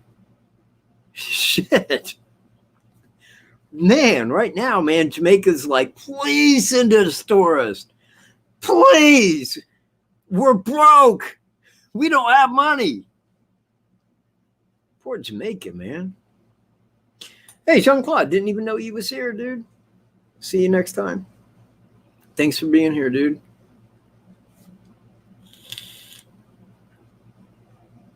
Yeah, exactly. You know what? When Ron Logan was in Carroll County Jail, they had to move him to another jail for his own safety. Something to think about. Remember earlier where I was talking about the disease that's in jail? Yeah, all you got to do is throw these people a hint, man. They want to stand up like they're the baddest motherfucker on the planet. Yeah, I know you go. Man, wait till I get my hands on you. We're going to ass rape you, old man. I'm sure that fucker could not sleep because, man, it's just filled with poison over there. Believe me, I've been there many, many times. Yeah, I know damn well he didn't do it. And all you got to do is check the criteria. It will check out immediately. Yeah, this guy didn't do it. He had a criminal background at that time. Having already had it told to me by law enforcement that this guy had never committed a crime before, I know the number one thing to check when looking to see if somebody is a person of interest, do they have a criminal background where they've been fingerprinted before? They do? They didn't do it then. It's that easy for me. Maybe it just takes a little bit of knowing. I don't know. I don't know. But that's why I can't watch other people's videos on this, because I just hear them throwing about like hearsay, bullshit, things that have no matter or coincidence in this at all. But they'll sit and talk about it because they can make a catchy headline and get views. Yay. I got big views. Look at me. No, you're tabloid. You're National Enquirer. Look at you. That's how I feel about it, man. And I don't want other people's shit in my head. It clutters my brain up. I got to know what I find and what I find. Because when I ask a question, I know that it means something to this case. Because my mind isn't going to turn to, you know what? I seen somebody do a video and I think GK pulled it off. I think he did. I think the FBI is stupider than a brick like we are. I think that local law enforcement's been fooled and the Indiana State Police just buffaloed by it because this guy's like a computer hacker, man. You know, that's how people think. It is, man. Let me tell you something. People that go out and kill like helpless people are not fucking that bright. They're not. They got a problem. You see where I'm at? It ain't like that they're out there conspiring against the entire world with their little, no. And believe me, man, if ever I found myself, I give myself this. I'm not very bright, but I'm smarter than most people. I'm smarter than most people because people will fall for this crap. They will. I mean, all you got to do is have a catchy headline and say things that seem like you know what you're talking about. And people will be like, well, I heard that. Well, I don't care what you heard. What you heard's bullshit. That's how I normally approach that. Well, apparently you need to listen to people that know shit and stop just listening to everything and buying it at face value. That's people. People think about it like it's a television show. Like you listen to them and, well, that makes sense.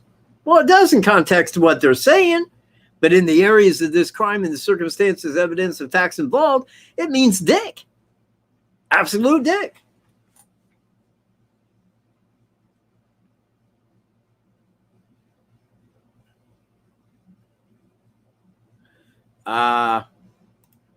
I don't. Now, I cannot point at it and say he did not. However, statistically, when you get somebody that goes out and does this, they're not really with their friend. They don't really go like, hey, I got an idea. Why don't we go out to Monon High Bridge Trail and abduct some people and murder them? Yeah. Because, again, when you're looking at a person that would commit a crime like this, you are looking at a serial sadistic murderer. These people are very much alone. One more time, American Scientific says that there are 25 to 50 serial killers operating in the United States. That is less than one per state. Now, to think that this guy had somebody that just thought just like him, and it can happen. And I mean, I've seen where it's happened in the past, but statistically, it's an oddity. But people always want to bring up an accomplice because they said suspect or suspects.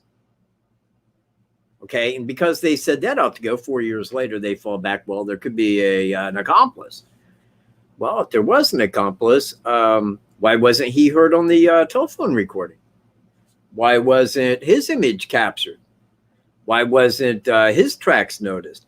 Why didn't FBI, CSI say it appears that 2 people did this or 3? Because they would tell by the crime as to how many people perpetrated that act. And again, I fall back to that because I know how they operate.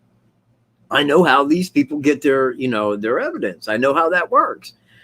So while I cannot say, at 100% that there wasn't somebody back at his car waiting for 3 hours, I don't think that there was. I don't think that there was anybody with him. The 2 people that seen him that day did not say, oh, and he had a friend that looks like this. None of that ever came out. In fact, even at the briefing, which I call almost total bullshit, Doug Carter said, this is the same suspect. This is the same guy's voice. The same guy is seen on the bridge. The same man. This is not 2 different individuals. He said that because the voice says, guys, down the hill.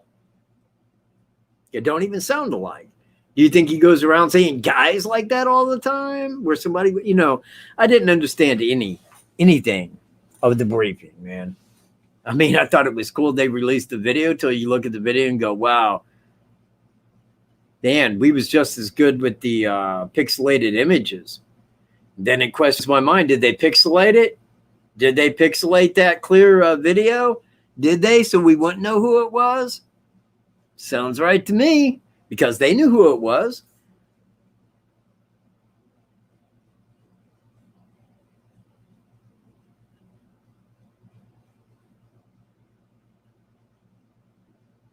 Well, right. But again, I'm to the same thing. I mean, I'm to the same page as that. While I cannot say that there wasn't somebody in the vehicle, I would question why the person was in the vehicle. I mean, if they was all about this guy going and doing that, why wouldn't they go along? You see where I'm at? Why didn't flannel shirt guy and the dog walking lady see two guys? You know, I mean, why wasn't there any evidence of the FBI saying, well, two people had perpetrated this. We don't know what the other looks like. So the suspect that we're looking for, seen in the sketch, was likely with another person at that time. So if you know somebody that may have been with a person at that time that looks like, you know, you see where it is. If they have a vehicle, they're going to tell you about that vehicle. Now, I told Sheriff Leslie, I said, well, oh, hey, Shawnee B85, how you doing? Love from America. Back to the homeland, England. I'd like to go to England one day. You know, I'm thinking about like getting another DBA and calling myself the Fifth Beatle. It's a leg to stand on. You can hire the Fifth Beatle to investigate, man. He does pretty good at it, man. He calls himself Stingo. Nobody knows why. Don't make fun of it, though, man. He's very sensitive. They would both be guilty if guy number two knew what guy number one was going to do. As a prime example, say I'm driving you around and you say, hey, could you stop at this bank right here? I need to go in real quick. Yeah. Well, if you come out and get in the car, hey, man, let's go. Let's hurry. And I drive off and then I get pulled over and they arrest you for bank robbery. Well, they can't get me for bank robbery. I didn't know you was going to do that. You see where I'm at? But if I'm in that vehicle, all right, I got your getaway. You get back here and get in and we're fucking taking the hell off. Now I'm an accomplice. Now I can be hit with the same charges as you. It depends on how it played out. If he had somebody back there waiting, but again, why would somebody go out there and put their ass on the line to sit in a vehicle waiting for you to get back when they know you're going to kill people? You know, that's called putting your ass on the line. And again, since that guy was not with the suspect, I must ascertain the fact that it's probably a 99.999% certain that he was alone, that he did this solo. I mean, if I go back to California, did he have a friend?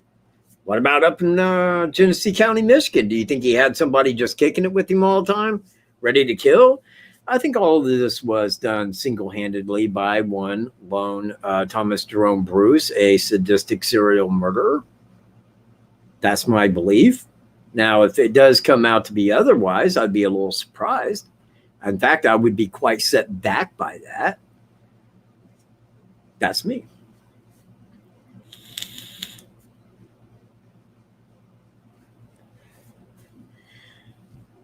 Well, here's the deal. They had no DNA or fingerprints of the suspect. Zero. That was at 1 year in. Now, in November of 2018, Thomas Jerome Bruce was arrested.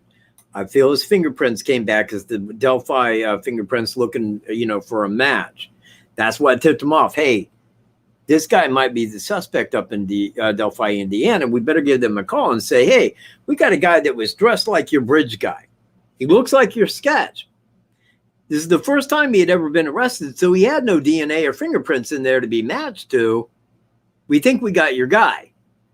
Here's his photo so you can show the two people that seen him and, you know, get confirmation, but we think we got your guy. Now, immediately after they call Carroll County, man, the next day, the FBI is there to get his DNA. Innocent until proven guilty, but hey, we're here to get your DNA. There's a reason for that. There's a reason the FBI showed up to get his DNA, because they felt, hey, this is our guy. And I think it's because the fingerprints came back as the unknowns. Now, they had fingerprints in Genesee County, 2 cases. They had fingerprints in Delphi. They probably had more out in California. You know, all of it had to relate back to 2 things, fingerprints and DNA. Well, they had his fingerprints here in St. Louis. They matched. So they went to get his DNA. Is this our guy? 1 month later, right before Christmas of 2018, Carroll County ships off their suspect DNA to Quantico headquarters. Why? Because they got his DNA, got it back, had to genomify it, put it into the computer, hot track it takes 2 weeks. But hey, they're not trying to solve they're trying to solve cases, but they didn't have to do it that quick. What would it normally take? 30 to 60 plus days. So as soon as they got that ready, which was pretty quick, Delphi sent theirs off to see if it matched. It did match. So did the ones in Genesee County. They all matched. But what do you do then? You're Indiana. You know, what do? You got a match on that, but you know you can't go down and talk to him. He's in another state on first-degree murder charges. You got to wait till his conviction till you can go down and talk to him. Now, until they can go down and talk to him, this case is going to seem open. I mean, cold. Like they don't know anything. Well, I said that right off the bat, when I put it together. There's going to be a long wait. I mean, I was thinking like a year or so. Now it's pushing 2 years. So, yeah, it's been a long wait, but now we're hitting the home stretch. We only got a few months. Because, look, when he goes in there, when he goes into St. Louis courtroom jury trial, they have him in there for the Catholic supply store sexual assault and homicide. Now, there was 3 women there. One he shot in the head for not complying. The other 2 lived. He let them live. Now, he's got to go in there, and I don't even know what his strategy would be. They're lying. I didn't do that. There's no way out for him, and he knows it. And, again, how long could it take? It's not like OJ where we think we got your DNA or we got these gloves. We think it might fit. Yeah. Oh, no, it don't. No. It ain't like that. These women are going to be there and say, no, this is what he did. This is what he said. This is how he shot her. This is what he did after the fact. This is a very rude, violent, extremely aggressive man. How long could that take? A month or 2? October, November, December? By 2021, we'll know. Thomas Bruce not only committed the 6, possible 7 murders I'm talking about, I think it goes way beyond that. This guy could be up there in the 50s, 60s. God only knows the full amount. Oh, even if he pleads guilty, they're still going to give him life behind bars without parole. That's their aim, life behind bars without parole if found guilty. People said, well, what if he's pleading insanity? Well, he would have to claim insanity on all of them. And again, when you go out and you go out of your way to go abduct somebody and then murder them, then you hide all of that because you knew that it was wrong. Well, where's the insanity? You say, well, I'm just not right in the head. Well, you was right in the head enough to cover it up. And that right there shows a lack of insanity. But then again, man, look, they got the Twinkie defense. So, it's one of those things, but again, legally, man, if you're going to say I was insane, you need to show insaneness in your, in the crime. You need to show you just went out, man, I just did blah, blah, blah, blah, blah, and start talking to me, People go, well, that's got to be a lie. Nobody would just go out and admit that, People don't go do that. And if they do, they usually kill once and they're taken off the street. And again, you don't... Oh, no. Very untrue. No, I think he joined the Navy in 95 and got out in 96. It was 11 years he spent in.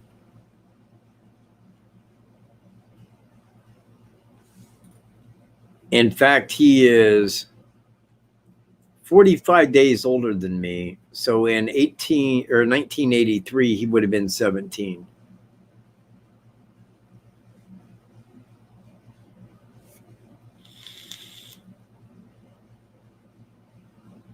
Yeah, just evil's right.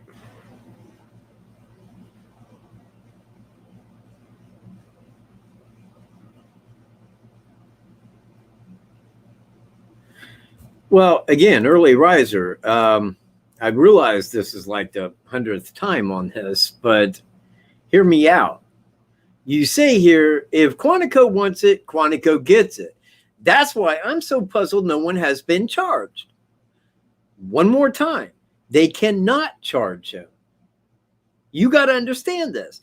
They can, look, Indiana or the FBI, any place that you want where I say that he's committed one of these murders, they cannot go down there to Missouri while he's in there being represented legally by a lawyer and speak to him about it.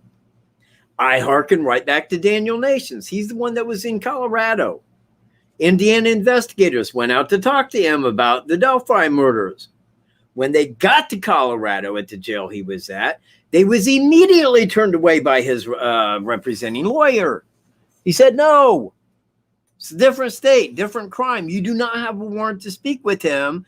You must maintain until we get a conviction in this case. Now, if Indiana went down there to Missouri to charge Thomas Bruce without speaking to him, without even speaking to the man, okay, and just say, we're going to file charges against you. Bam! There you go. Now what, Thomas? I want a quick and speedy trial. I went in and out in 60 days. There's no way we can do that, Thomas. I see. Well, that means Thomas Jerome Bruce wins, doesn't it? Guess what? That shit ain't going to happen. That won't happen. It will not. Because we're here in Delphi, they're keeping this close to the vest. They don't want people to know. They don't want media talking to them. They don't want people calling and giving in new tips about people that didn't do it. They don't want to have to go investigate that. They're over it. It was probably over to about 30 days in, like, damn. Okay, we're getting all these tips and none of it's adding up. They're not going to charge that man until they can go down and talk to him. They cannot go and talk to him personally until after he's convicted on first-degree murder. And again, this goes back. When that trial ends, that's when they'll talk to him. When they go down and talk to him, because they've had their questions lined up for days and ever and years now, at least almost pushing 2 years. They got their questions. And they'll go down and they'll talk to him, and then all charges will be filed. Bam. That's when it's going to become the big news. The very big news.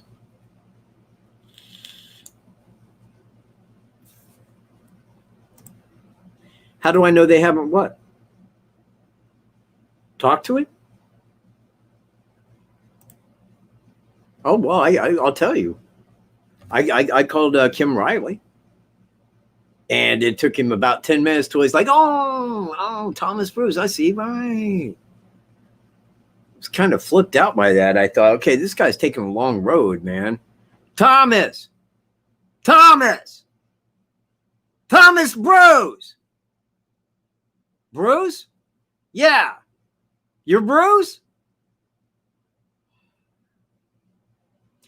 No, Thomas Bruce. Okay, I hear you saying Bruce. Very long. Now, when I got to the part when he could finally understand what I'm saying after like 10 minutes. Oh, yeah, Thomas Bruce. What do you want to know about him? Well, he's down there on first-degree murder. Yeah. Well, I was wondering if, since he's a person of interest, when you guys go down and talk to him. You know what? They got their hands full down there with that guy. That guy's in there on some very bad things. I'm duly aware. When will you guys be able to talk to him? Well, if you're looking for a reason it's going to take a while, there it is. That's what he told me.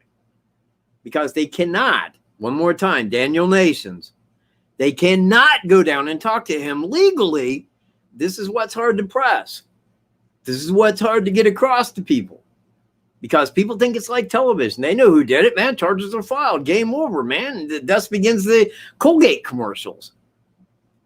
It don't work like that. That guy's down there on some very bad, evil shit.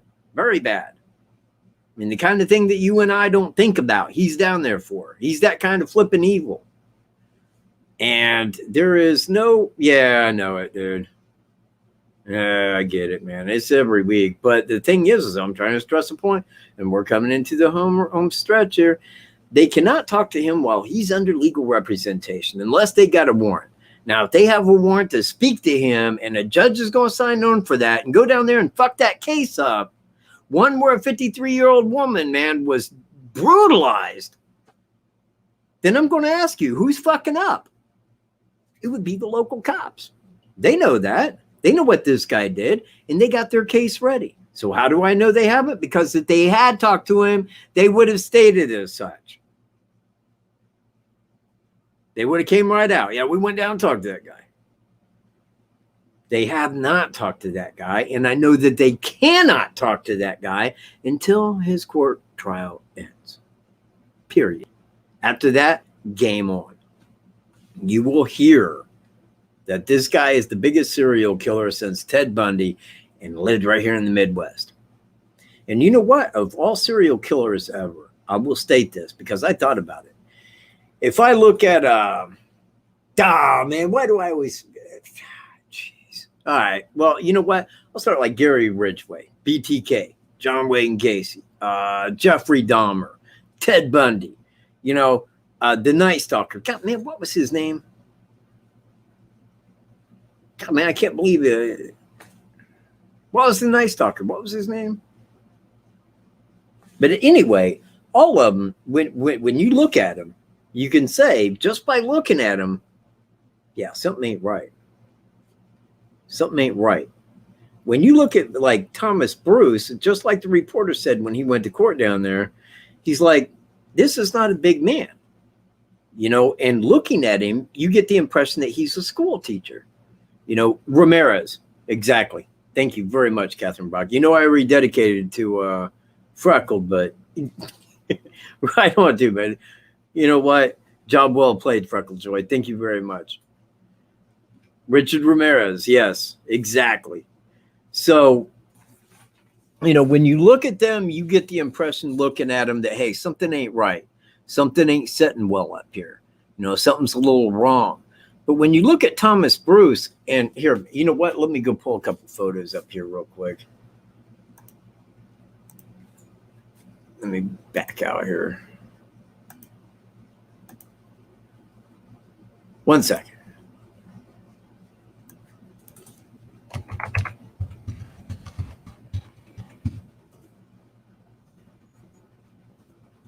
I should have just went to pictures.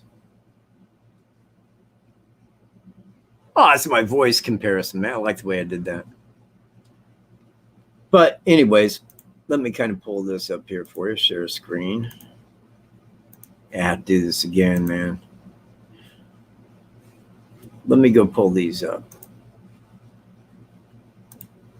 It's like right here. You do not get the impression of that this guy here is a, now here you might be, here you would not. I mean, does he look like a serial killer? Or does he look like the guy next door? That's what he looks like.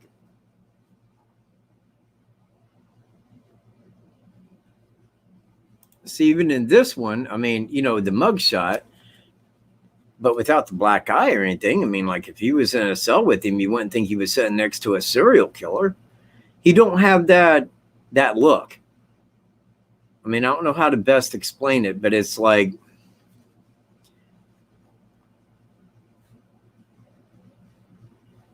see, like right here, no, that's when he was in the Navy. That's rather small. I get that. And I really should have just went to my pictures. See, Thomas Bruce in Delphi. That was likely mine. I could see me making one like that. I don't even know, man. The Delphi Suspect. That was mine. Wow, man. You know what? Look, yeah, uploaded by Michael Katt, November 22nd. November 22nd, man. Holy crap. Man, that was the day of his arrest, though. I mean, because that's why I put Delphi Suspect with a question mark. Man, almost all of these are mine. Right on. See, that was my bridge guy. That was December 6th, 2018. Taking it back, man. The voice of a killer. Did all that, man.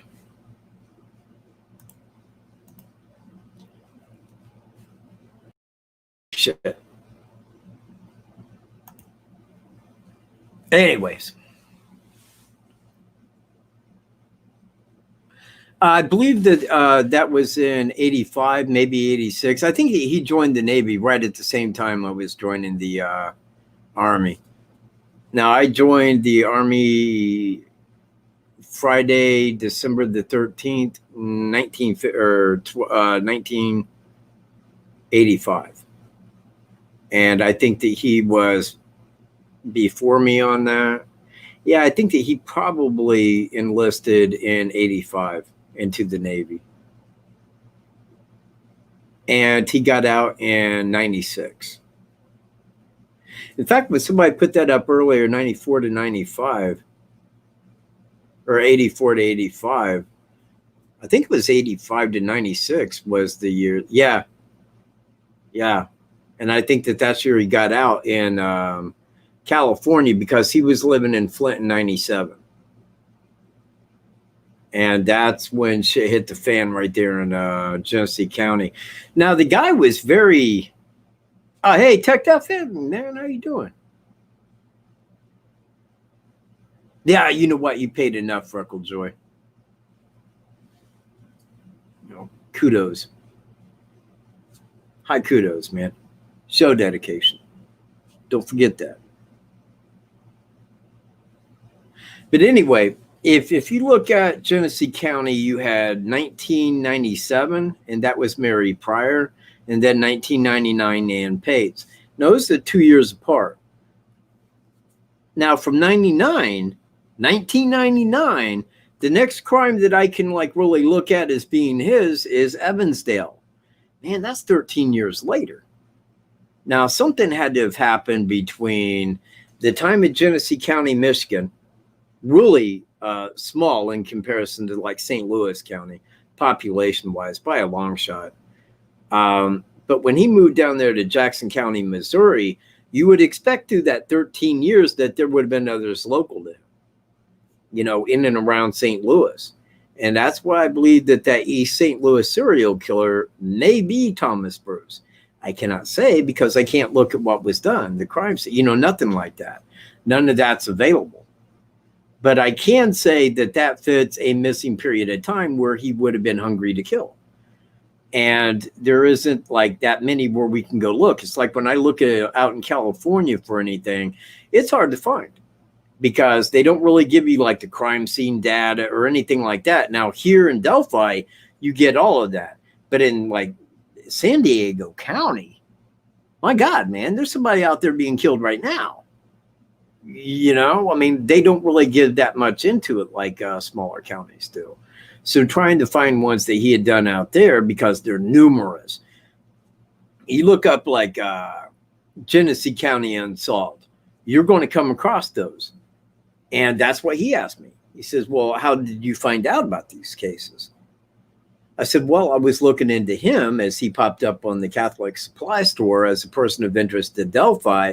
And in investigating, I went back from the beginning and traveled where he had went, you know, over that time and lived.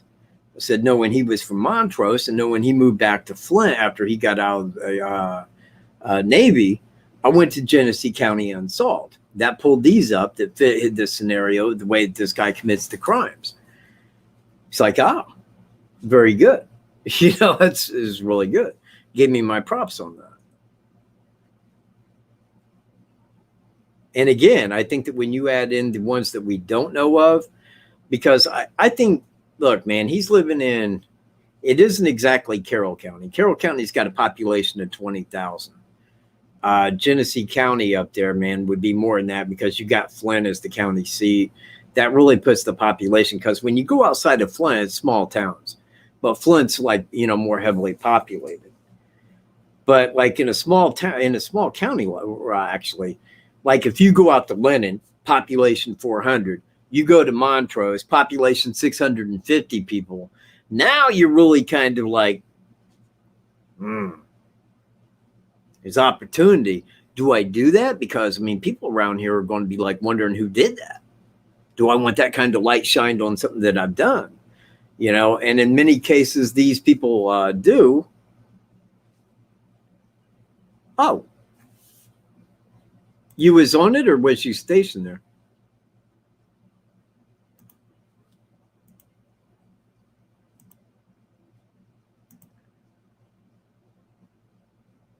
Yeah. Thank you very much. Right.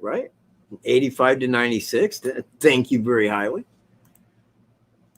And again, these are things that I got wrote down, but is trying to recall all of them. Like Johnny Top of the Head when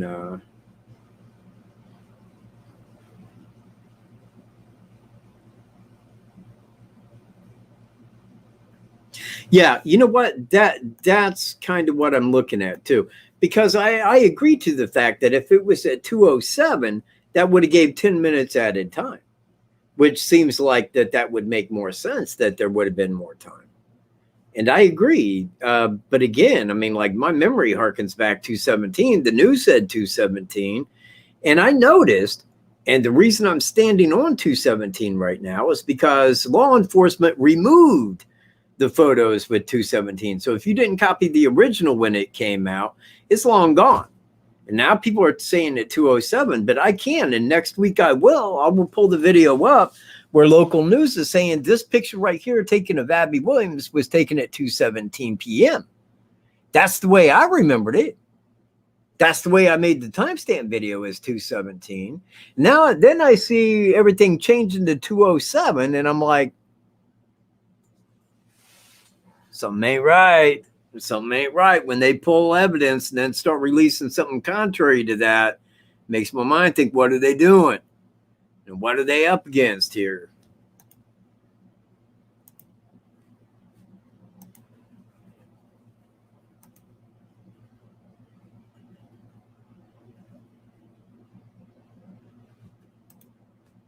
Surely to do the crime, it's not just 10 minutes or so. It's 40 minutes an hour. I'll give you that, so to speak. Not necessarily, though. I mean, say as an example, Humanals on that south side, and I'm on the south side, and I come out and I got a gun, and I say, hey, come with me, man, if you want to live.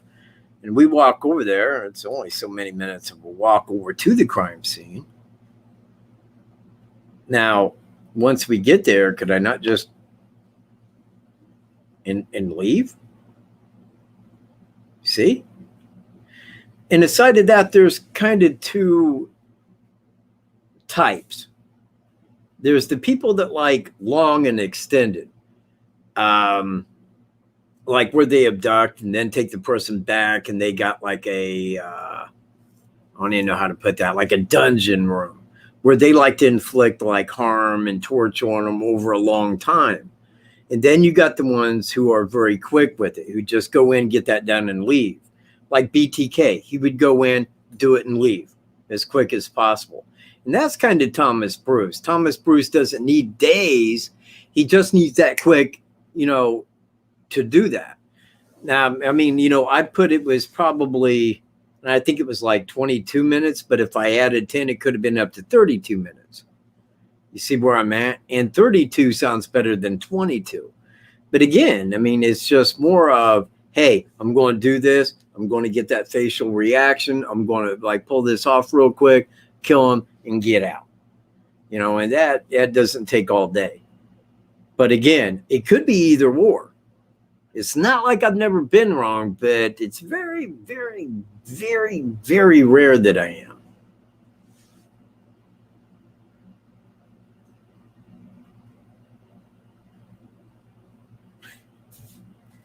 Hey, 10 Toes. Yeah, I hope you're feeling better this week. I do. I listen to Katt and Incognito every night. My dogs can't sleep without talking. I mean, talking in the background. Then it'd be funny if, like, your dog started talking like me. As a matter of fact, start doing shit like that. Just throwing it out there. I always told Wolf, man, I say, hey, if you could talk, man, you'd have it made. You would, because then I'd know exactly what you need, and you'd always have it all the time. Wouldn't even have to stare at me endlessly for hours when things unknown.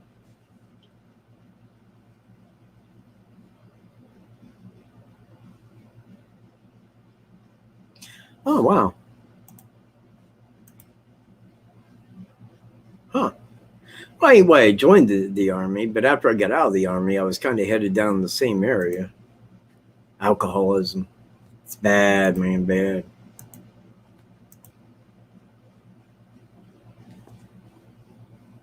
Yeah, very, very good. In fact, man, glad you was in the Navy, man.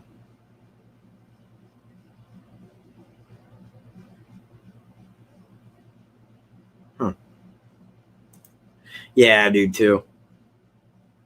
Yes, they will. They will charge him as soon as his trial ends down in Missouri. But until then, then nobody's going to be charged. Until they can go speak with him, that's going to be after he's get a conviction down there. It's fact. All right, so I'm going to open this up for live questions. If anybody's got a question, throw it in the chat box.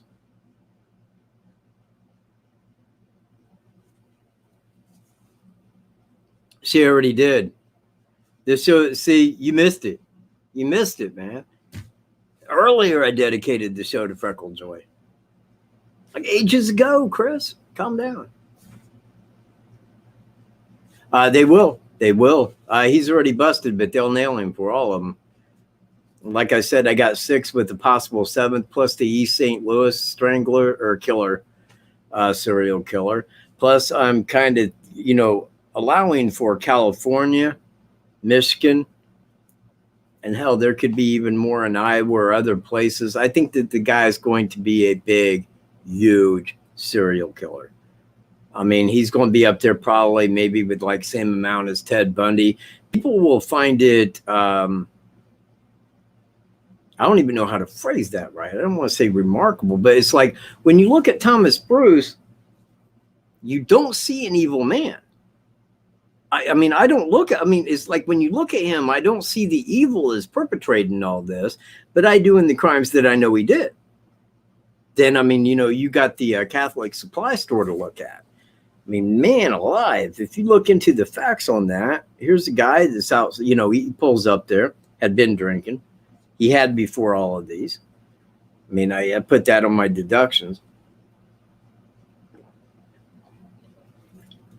He goes into the Catholic supply store posing as a customer. Now, he tells the cashier, I got to run out to my vehicle, get a credit card. All right. So he goes out to his vehicle, comes back, but he has a handgun. So I need you 3 to go back here in this room. Now, 3 women, okay? 3 different women.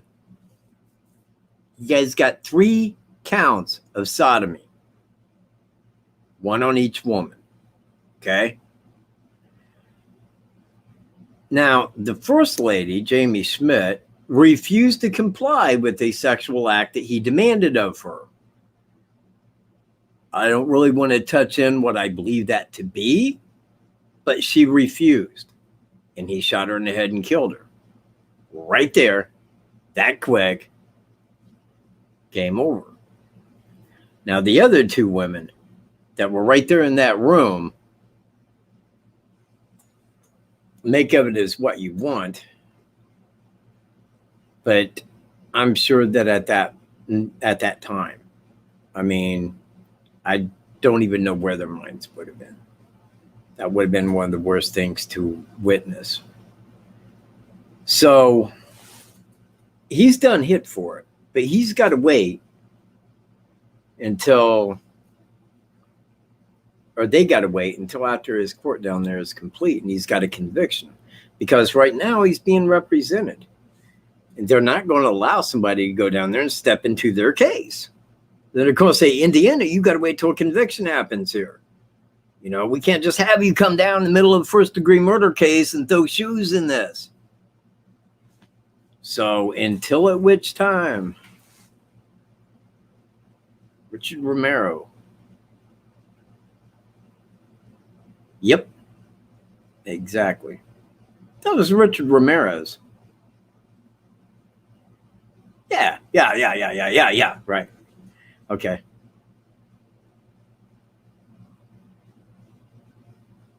Yes, I do. I believe it to be like this. I think it was C.C. Moore was kind of the tipping point when they busted John D. Miller up there in Fort Wayne for a 30-year-old rape and murder of an 8-year-old girl, because they had the DNA and brought in the genetic detectives to look into that. Once she narrowed that down in 2 months' time, now you got to realize that the software breaks it down to a point. Now, at that point, she's got to go in and manually write out that family tree down to who it is. Now, once she breaks that down to the people that she feels it is, and she told police that it's this man, John D. Miller, or his brother, one of these two had did it. Well, then law enforcement had to go out and go through the garbage to find those people's DNA. Okay, items that would have their DNA on it. Now, after they got the DNA from those two, they compared that back to the DNA that they already had. Now, again, if I walk up to you and I got a swab and I get your DNA and I take that in and I said, I need this DNA. I'm going, geez, dude, even on a hot track, that's going to take probably 2 weeks. Okay, so let's minus that out of it, because I don't think that they hot tracked it, because look, this is 30 years old. You see what I mean? So I think that within a month and a half, she already had it nailed down. Now, we released that because me and Greeno made a video where we was talking to C.C. Moore. Now, right after we did that, Carroll County investigators came out because Logan Sport Paper said they was going to use the same technology as what got John D. Miller. Well, that's C.C. Moore and the genetic detectives. So in this video, we said within 2 to 3 months, we'll know exactly who did the Delphi murders. 2 months later, 2 months, July, August, September. What happens in September? When he feels time's getting short, when they're going to come knocking at his door any minute. That's when he goes out and sexually assaults a 77-year-old. The month after that, he's out drinking, man, acting insane, driving erratic on the highway. Law enforcement's called. He pulled in front of a guy, slammed on the brakes so the guy would hit him in the ass. And he's saying like, hey, why are you wanting to give me a breathalyzer? He's the one that hit me in the ass. Cop let him go home. Go home. Go on. Get your mad little ass out here and go home, dude. So what happened the following month in November? Catholic supply store sexual assault and homicide. Because he knew that time was short. He knew any day they was going to be at his door. Any day he was going down for all this. So he wanted to go out on his own level. He wanted to go out in a blaze of glory, so to speak. He knew he was hit for the Catholic supply store before he even did it. He knew. He was selecting cop suicide. They're going to come knocking at my door. I got a handgun. I will die from police bullets. That was his thoughts. That's what I feel. Oh, I am, Charlie. Oh, I am. Believe me, I'm not good at lying. I lie very bad. Yeah, well, and again, I mean, I'll put it to you like this. It is with the state of Indiana.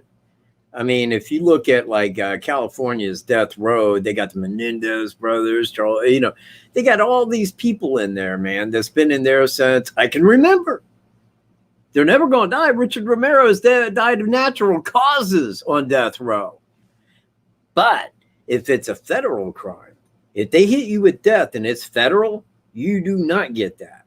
Just like Timothy McVeigh, man, they moved him to Terre Haute, Indiana, in maximum security prison. And he died, God, what? 5, 6 years later? I mean, it was like 5 or 6 years later, man, they're the death penalty on. So if it's a federal case and it's death, they get it done. If it's the state, you're going to have appeals and stays and appeals on top of appeals with other stays. Hell, man, at his age, he'll die in natural causes before they ever get to it. Just me.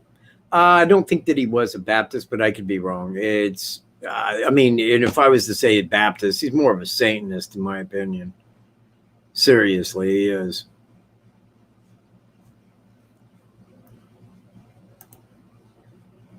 You're welcome.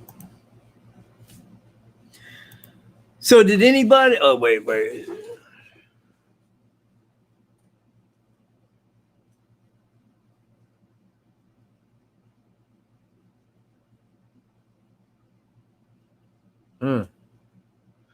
Does anybody have any questions? And I'll round this out at 3 hours, man. You know what? Whenever I'm hanging out with you guys, it never seems as long as what it is. It does not seem like we've been sitting here talking for 3 hours. Did you know that I used to have a radio show on Truth Cat Radio? I swear it. That was his name, man. Truth Cat. I ain't even making that up. Truth Cat Radio. And I think that was out of California where I had my mic here, you know. So, you know, I set up, and I think that was on every Tuesday, and I went on at 9 p.m. Well, I had a 2-hour show, man, and I had to dedicate all week to what it was I was going to be talking about. So I had to script everything out. And when I had to sit there in front of a mic for 2 hours time, constantly talking about something with no dead air, man, let me tell you, you know, and I got out of that. I mean, I think I stayed with that for probably 6 to 8 shows. It was probably about 2 months. And then I'm like, yeah, you know what? Radio. But now, God, look at me now. Holy shit. Kind of crazy.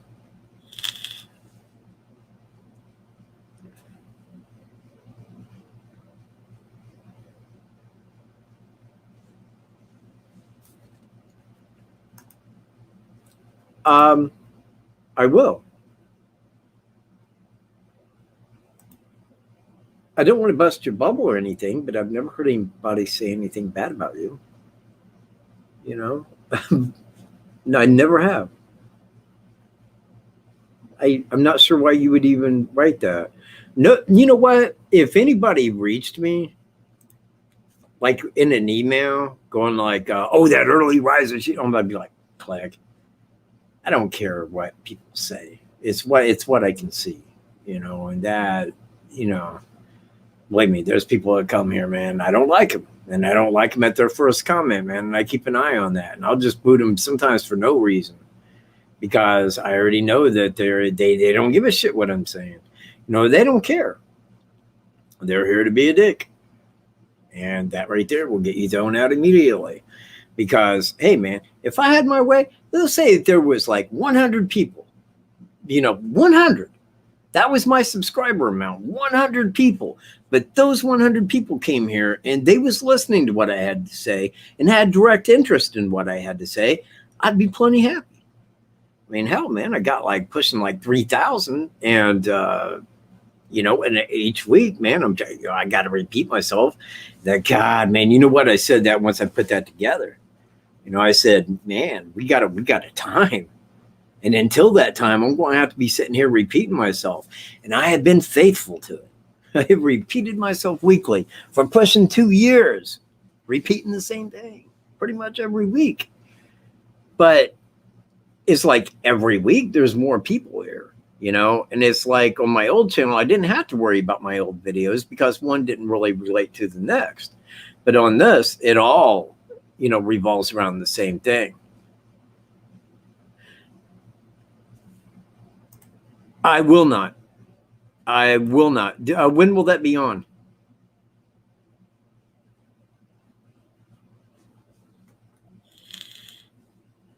Because I will not miss it.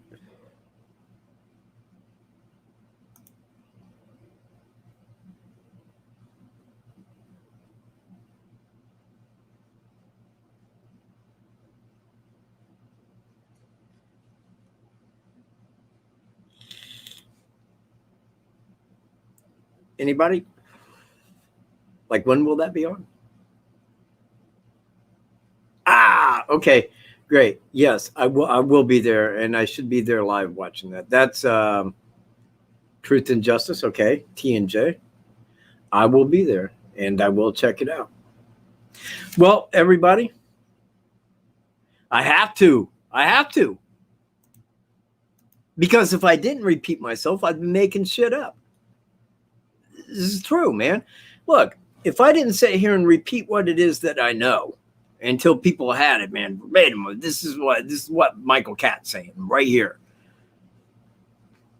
I got to repeat myself. It's the only way to stay on this with any accuracy is to repeat the same thing. Now, some avenues kind of changed a little bit. Yeah, no, nothing. Peace, Justin. Hang on, let me see where my yeah, no, nothing. No other arrests by the people that helped him. Denise's body, I don't know. Nobody knows. That's why I was calling a little bit of BS on this. I said, look, man, if he had help with friends, then they were involved. There would be other arrests. If he abducted her and killed her, then he knows where the body is. So until we see these other arrests or the body, I got to wonder if this guy's telling the honest truth.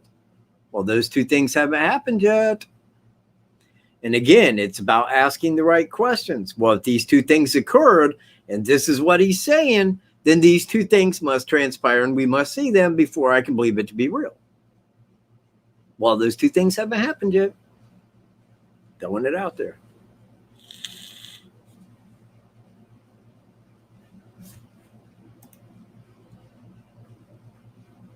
Oh, crap.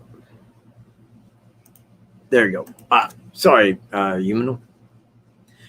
Yeah, she did some really good cases or videos on the Denise Floom case.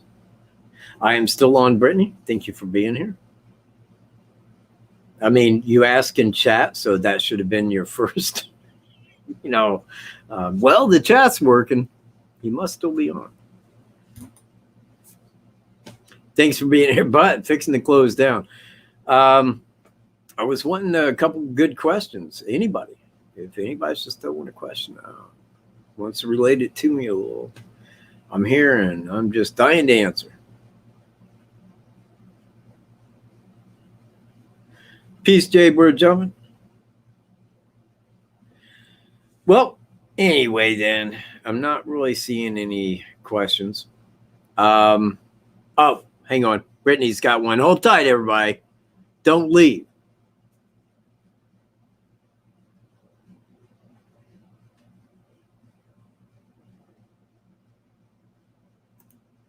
Thank you very much, Miss Chris.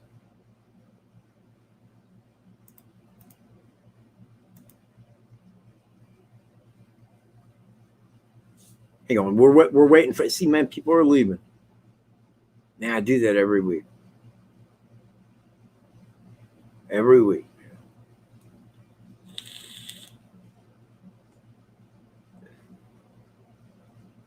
Brittany's still typing, man. Give it a minute.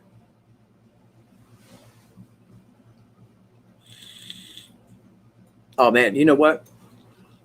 Oh, geez. Like 7 people have left. Holy cow. Stop leaving. I heard from multiple sources that when people phone in a tip, they are asked if the person they're reporting owns any unusual blades.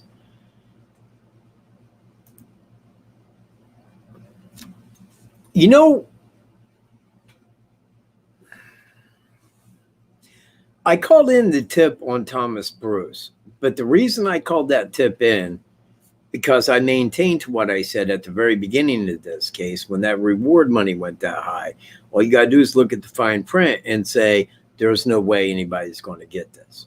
Nobody's going to get that big reward money.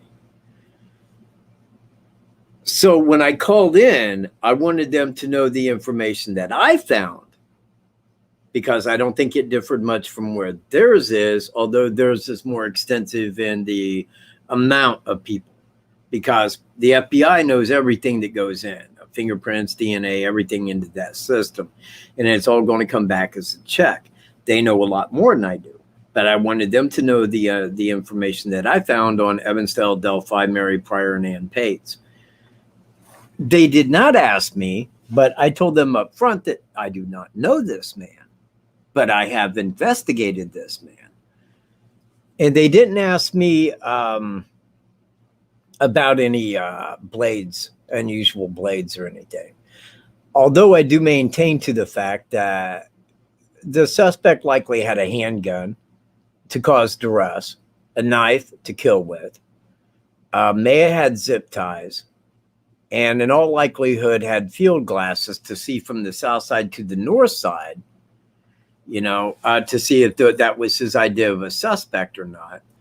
And probably, I'm going to say definitely had some kind of alcohol with him, you know, definitely, because he was either under the influence or you know, to that degree, or had to maintain that degree, you know, of intoxication.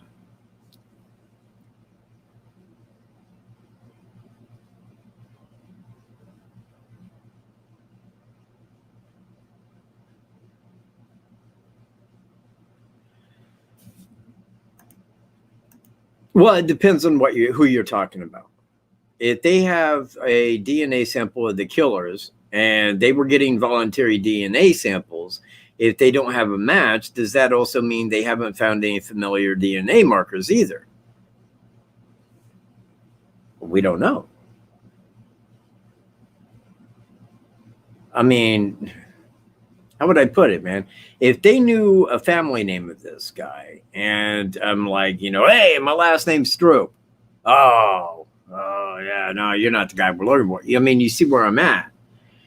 I think that it just works like this. The man had never been arrested, so he had no DNA in the database.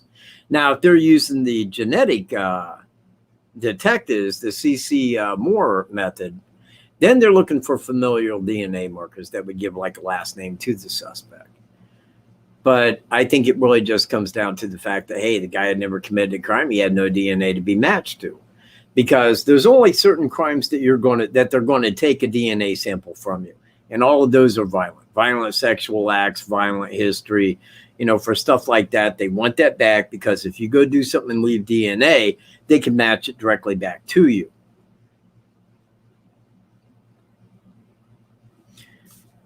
You know, I don't really know. I really don't. I mean, he would go out and drink. I'm an alcoholic, a recovered alcoholic. I can say that now. And when I was drinking, it didn't matter what it was I was drinking. I mean, honestly, there were times where I would have said, like, look, man, I'll drink a glass of wine, oh piss, if it's got alcohol in it. Okay. So it didn't really matter to me as long as it had alcohol. And believe me, when I go back to that day, man, if it was a day and I only had X amount of money and there was no way to get alcohol, I was going to the store and buying a bottle of Listerine. You know, I was going to buy something with some alcohol in it, mouthwash, you know, anything like that, man. One time I had a bottle of aftershave I downed. Disgusting. But that's what comes with being physically addicted. I mean, you know, your body is like, you got to have this. Otherwise, you feel like death. You feel like death is just hung on you. So, I mean, he could have been drinking beer, Jack and Coke. I don't really know his drink of choice exactly. I mean, at the end of mine came down to Mad Dog 2020, but it came down to Mad Dog 2020 because per capita money that you're going to spend, Mad Dog's going to give you the most amount of alcohol. That's why these people are called winos. You see, you know, they're not called Chivas Regalos. You know, they're not called Golden Crownos, you know, or something like that. You know, because they're out there, they're addicted, they don't have any money, and they need that money for the addiction. They're going to drink the most alcohol that they can get per capita of the dollar. And that always boils down to like Mad Dog, Night Train, Wild Irish Rose. Back in the day, they used to have Ripple back in the 70s. Man, I wish I had a bottle of Ripple unopened. That'd be worth some money. If anybody knows where I can find a bottle of unopened Ripple, please notify me at my email. Yeah, call my email, please. Anyways, I'm out of here, man. I'd like to thank everybody for showing up. My moderators, man, Truth and Innocence, Truth and Justice, Incognito. You know what? There's so many people, man, but I just made everybody a moderator. You know, you guys rock the most, man. You guys really do, man. I love that. You know, and I thank everybody for being here, watching me once again, listening to me repeat myself. And if you're new, just hang out, man, because we're in the home stretch now. And it's only a few months away, and we're going to know. And when it comes out, remember, Michael J. Katt told you up front. Should have listened. Anyways, I will see you guys next Tuesday at 6 p.m. Eastern time. Y'all have a great week. Peace, everybody.